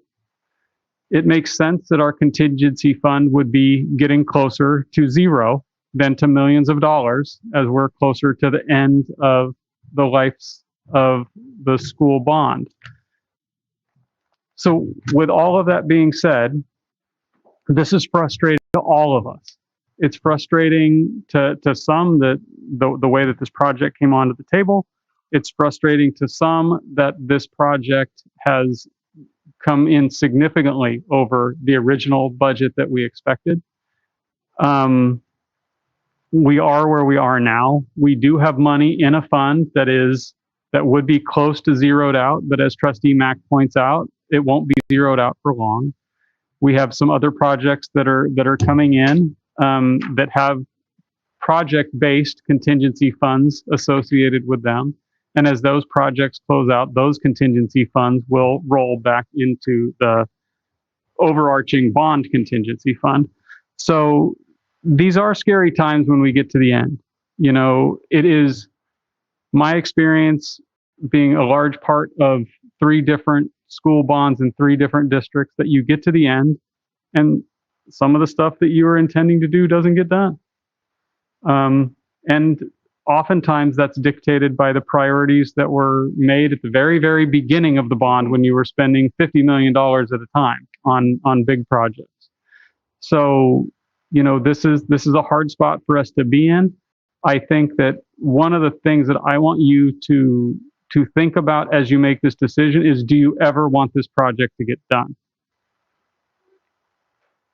If you want this project to get done, I believe that the night to approve it is tonight, or that you make sure that it's first on the list for the next bond that you bring out to our community. So those are my thoughts on this. Thank you. Questions, comments? You ready for a vote? Yeah. Oh, student, hey, Elizabeth, how are you? I'll make it short and sweet, I promise. I'll make it fast. But I would like to say, as a San Marin student myself, kind of seeing the forefront of everything, I could not agree more with what Chris and Greg had to say. I think that this genuinely is the choice that you will regret the least. And we have this chance to get it done. I think it's worth capitalizing on it, because if we wait in fear, you know, that just decreases productivity. And although there is a risk that we are taking, I also think that we can have faith in our funds. And like he was saying, like, this bond is going to be ending soon. And I think it's just a chance that we have to take, and it will be worth taking because you're going to make a lot of students happy, and you got to think about it that way. It's going to be worth it. So I support this item wholeheartedly. I think that it is a great thing. So you have my vote. Okay, thank you. Any other comments? No. If not, Did I already move? I can't remember. Ready? Yeah. You moved. Okay, couldn't remember. Nell seconded. Okay, thank you. We have a motion on the table to approve item D, 13D. All in favor? We're going to go 7-0. Okay. And Thank you, student, look at this, Elizabeth. We're going to get you on the record for this one. Okay, so then item 13E, which is the companion. I'll move on that as well. Yeah. Greg, now Second. Mac, and second by Julie Jacobs. All in favor? This is the turf. Raise your hand, Elizabeth. This is the turf to put on the field. This is the grass. Okay, good. Okay, so the next item is an ad hoc advisory board meeting. Diane, you're going to lead on this. I am, but do you want to take a step back first and we'll close on this one, or do you want to? I'll say yeah. You mean leave the room? Or Madam Vice No. President, I have a suggestion. you want to? You said you wanted to make a change on another item. Do you want to do that? No, I do not. I decided I made my vote. I'm going to live with it. There we go. Thank you very much. I just wanted to make sure. Give me the chance. I'm. That's okay. And then It's not going to change the outcome, and we have a whole lot of hard work to do this summer. And that's okay. I'm going to hate myself no matter what. I'm sorry. I've had those moments, but I just wanted to make sure you're okay. Thank you very much. Ellen, do you still have those too? Okay. So I'm sorry. And Trustee Nell, were you saying something? It's been resolved. Okay. Okay, so our item, I'm going to take this off for a second. Okay. So the item here is from the NUSD Ad Hoc Advisory Committee. The information before you tonight includes the investigative reports from Chris Reynolds, dated May 18th and June 3rd, 2021, as they pertain to the April 27th incident between President Norick, Superintendent Koska, and Assistant Superintendent Ferrer. Please note, specific to the June 3rd report, Mr. Reynolds was asked to interview staff to see if they felt they were in an uncomfortable work environment because of President Norick's use of the N-word. It was important to our group to ensure those outside of the immediate incident were spoken to. For reference, prior meeting minutes from the ad hoc committee reports of the phase 1, phase 2, and phase 3 of this personnel investigation. As of today, all phases of the investigation are now closed. Thank you. I understand we have one or two speakers who would like to speak. Yeah. Let's take a move.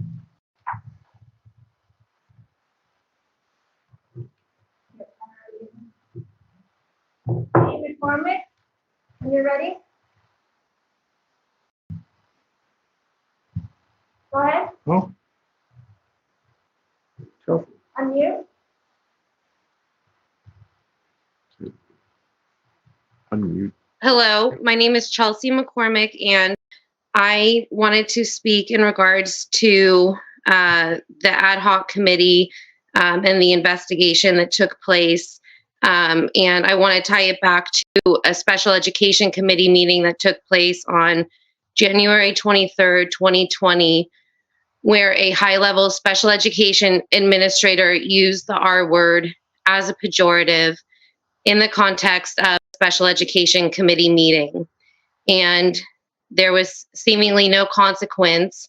And on January 27th, the incident was reported to HR, and we had requested that NUSD and staff have access to cultural sensitivity training as it pertains to students with disabilities.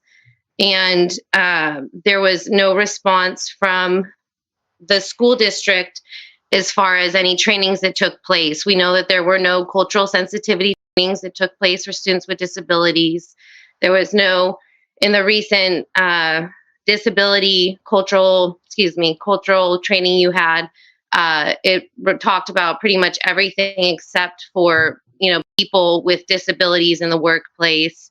It seems like it's a common theme where people with disabilities are excluded or put to the bottom of the list. And so it was very disappointing as a member of the special education community to see a formal investigation be launched into a situation where a board member was retelling a story and was not himself using the word as a pejorative. Whether or not it was appropriate is not what I'm addressing in this moment. What I'm saying is that was not used as a pejorative, and this whole investigation was launched, and the board got a training, and there was nothing done for the board and staff as far as cultural sensitivity and awareness for students with disabilities. The R word situation was brushed under the rug, and the only consequence that we were able to glean from it was that the special education committee was canceled and dissolved as of February 2020. That was the last meeting, and there have been no more special education committee meetings. So I implore the district to do better for our special education students and make them a priority, because it's unacceptable. They need to be valued, celebrated, and included just as much as all of the other students. So thank you for your time. Thank you, Chelsea. Please. Yeah.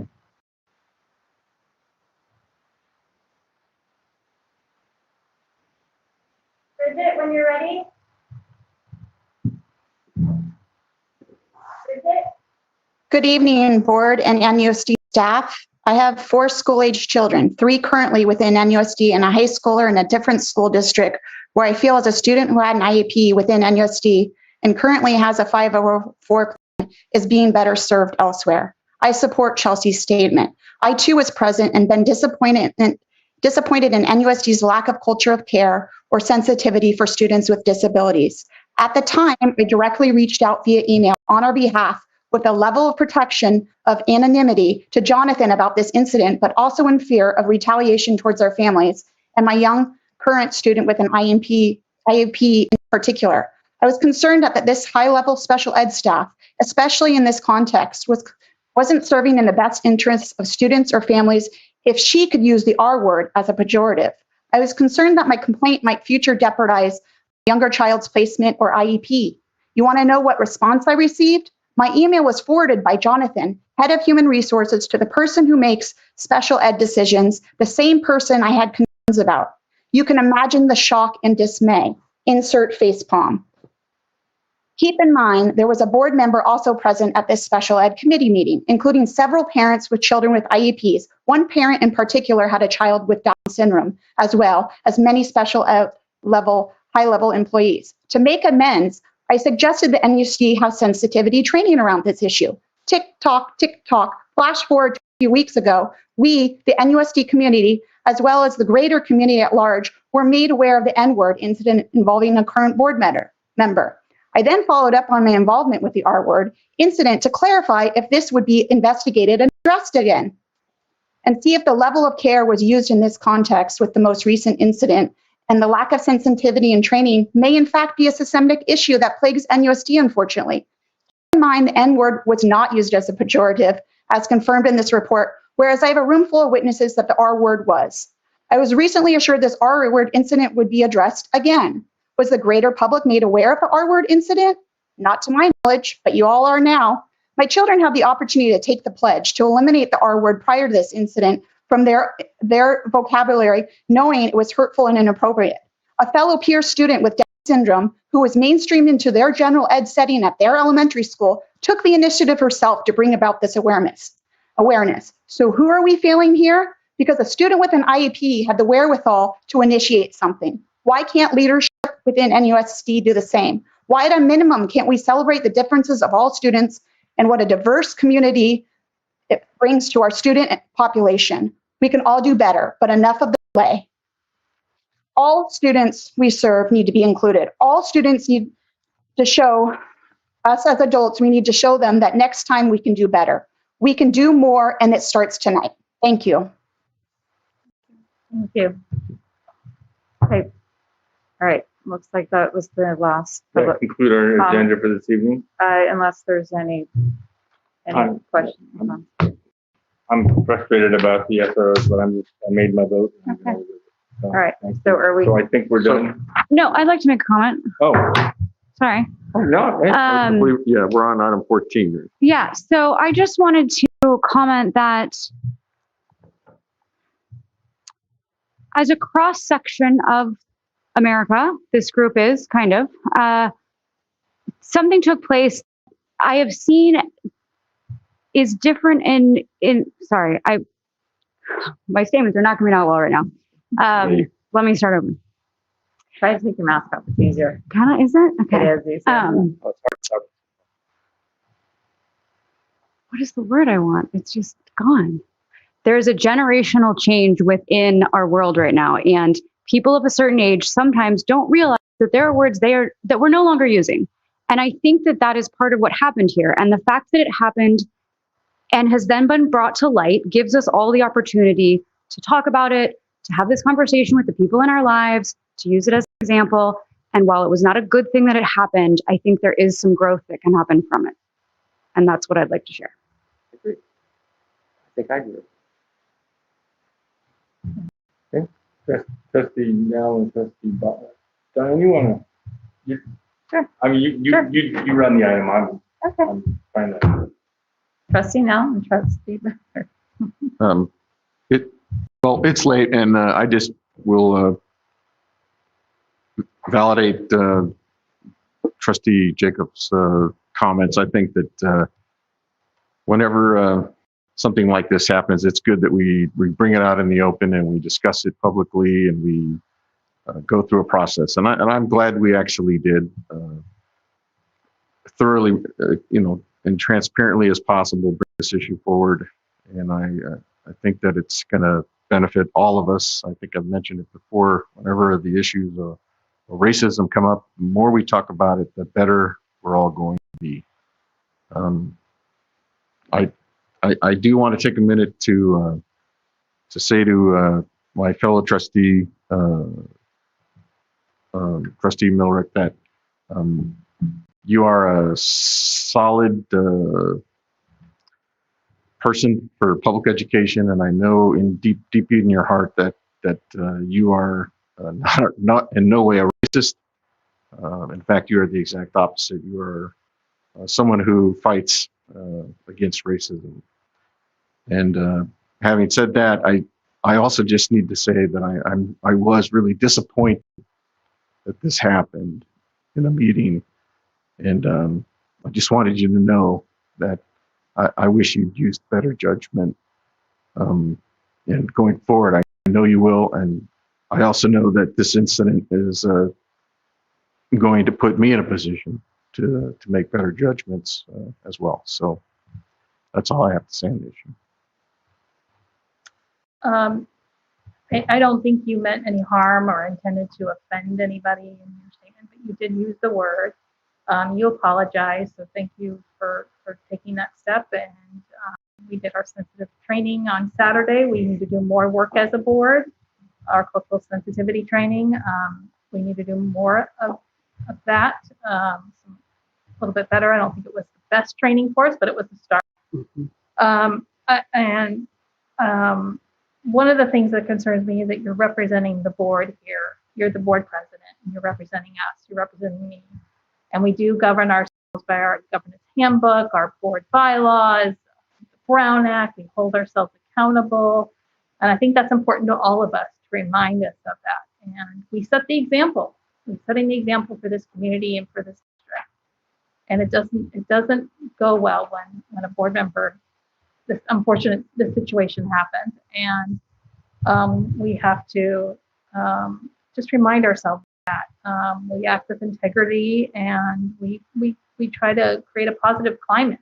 And we lost that a little bit here with what the situation that happened. So let's move forward from it, though, and just keep that in mind, that as board president, you're representing us, and I take that very seriously.